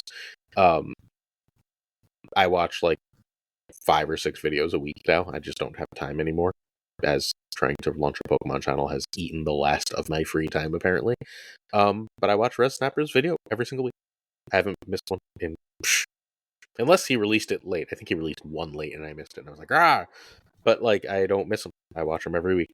I think he's absolutely stellar at what he does. Like, just genuinely top notch. I'm not going to say every other video, but I watch all of Docty's. Largely to go, where's the video I'm supposed to be on? And I'm annoyed at you. But I watch all of Docty's. I watch the Cam ones where he does a bunch of decks because those directly impact my content. And I watch the Lambie ones because I love Lambie. My wife and child love Lambie. Lambie is like a star in my household. And that's the only Marvel Snap content he still makes. And I watch Prashaun's go over all the new variants thing. And then there's like 4 or 5 others like I flip through when I can, like as best I can as I have time. But like that's like my like guaranteed cannot miss rotation. And Rez 100% makes the cut. And like if you want to be up to date Marvel Snap, like that list of videos is a really good place to start. And you should watch RezSnapper like every week. If not, thank you, man. I really appreciate that. Absolutely. All right, time to be nice to Docty. Go ahead. All right, Docty. You've been on the show many times. We really greatly appreciate you each and every time you're on. But if our loyal listeners and loyal viewers are still not your loyal listeners and loyal viewers, where would they find your content and what would they get out of it? Yeah, find me on YouTube and Twitter at Docty_snap. Very similar to Rez in that I mainly focus on new card content. I also find great joy and excitement in trying to review the new cards, and I think it's great, to have multiple people to look at and covering those cards because it's a fun guessing game. So I do enjoy trying to figure out, plan what maybe the new decks could be. Good combos, the pros, the cons, try and help people plan out which cards they're going to maybe save their keys for or not. Because most people are not like Laser and they are pretty restricted on resources. They do have to pick and choose each season. So I think it's fun, but I also just think it's helpful. 1%. Yeah, Glazer is the 1%. 1%, yes. Eat the rich, Fred. And then I will find time at some point to get back to the Series 4 and Series 5 buy guide with Glazer. I'm going to be moving actually this weekend, and I've just been really busy lately. But I do love having Glazer on, and he's great for helping people plan out which Series 4 and Series 5 cards to go after, because I think that's helpful as well. I mean, so the content I watch is mostly helping content, right? Like, I don't know if you got that from the list of people and things I don't miss. And Docty's content is among the most aligned with mine. So if you like my content, I can all but guarantee you'll like Docty's content. Like, it's just like certain people's views align, certain people's content aligns. It feels like it's trying to accomplish many of the same goals in terms of making sure that you are as informed and armed as humanly possible with information so that you can go forward and like make decisions for yourself. And that's what Docty's content does. And like, it makes you a better and smarter Marvel Snap player, which in turn will make you a better and smarter person. So watch Docty and be a better person than Docty. Definitely be a better person than me. All right. Thank you. Absolutely. On to my favorite segment in every single episode. Where Glazer earns his 1% label. Only someone who can do this fast and in as few breaths as possible. When I was last on the show, I think it was 8 breaths that Glazer needed. So let's see how fast and how few breaths Glazer can do. Our amazing supporters over at Snap Judgment's Patreon. Thank you to Abigail Gisa, Meditor Burner, Irregardless, David J. Wingfield, Direwolf, LAB, FaThorNewman, Good Dog Gamer, Inc., I am Frostman, Jane Everett, Corbin, Prime Brian, Ryan Burke, Kertix Lee, Corey, Black Dahlia, Pyro Frost, The Goat Seeker, Deadman Falcon, Archangel 3K, Hollowed, Quid Pro Joe, Docty, hey, I know that guy, Fat Nick, Mr. Kerfuffle, Ginger Prime, Philip Brakovich, Haplo, Kenny Loggins of the Danger Zone, Rob Silver, The Biz, Exorcist V, and Skippy G, Tommy Nyquist, King of Bros, Great Kazoo, Jessica Gamble, Ryan Wood, Kepsi Hoda, Luna Chris, Quantum Quinn, John Q, Jimmy McHugh, Clam, 8th Sage, Mod Supreme Model, Darth Taylor, Joe P, Steven, Brian Kaufman, Tristan Martin, Jason B, JD McDonaldino, The Fuzzy Dunlop, Spectrum X Hoot, Matt H, DJ Mike Hedging, Snowflex, Ocularis, Craig Sterry, PG, Spike Jones, Jonesy, Two Ties, The Great Lumber Devs, The Parking Tuccrr, The Home Minute, and of course, Gunny T, where the T stands for, oops, that's not what I wanted. That's what I wanted. It was That's 4 by my account. Real quick, friends, just to remind you how you can engage with us. Twitter, at SnapJudgeCast. We're incredibly grateful each and every week to be the official podcasting partner of Marvel Snap Zone. Our email is snapjudgmentspodcast@gmail.com. And of course, the YouTube, where you're probably watching this or listening to it, is at snapjudgmentspod. All right, that means that, like Glazer doing the Patreon section, we are out of breath, out of time. But Rez, it was wonderful having you on the show. Thank you for joining us. It was a pleasure to do this with you. Oh, thank you very much. Yeah, I really, really enjoyed it. Thank you for having me. Really appreciate it. Docty, always a pleasure when we have you on. You are going with Den to be our most frequent guest of all time. We are incredibly grateful every time you're on. Well, at least I'm incredibly grateful. I don't know about Aaron. I'm incredibly grateful each month when you have me on. It's always a blast. I absolutely look forward to it. So thank you again. Yeah. Aaron, my friend, it is lovely to do this at this point most weeks with you. Thank you so much for joining me this evening. Peace and love and unions. All right, friends, we are done with this episode. I just want to say one quick note. This is a parochial American concern, but many of our friends and listeners and viewers have been impacted by the floods in the southeast of the United States.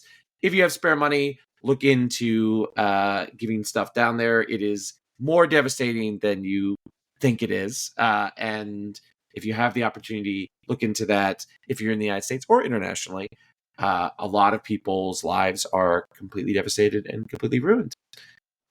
On that happy note, until next time, friends, stay safe, make good choices, and keep on snapping.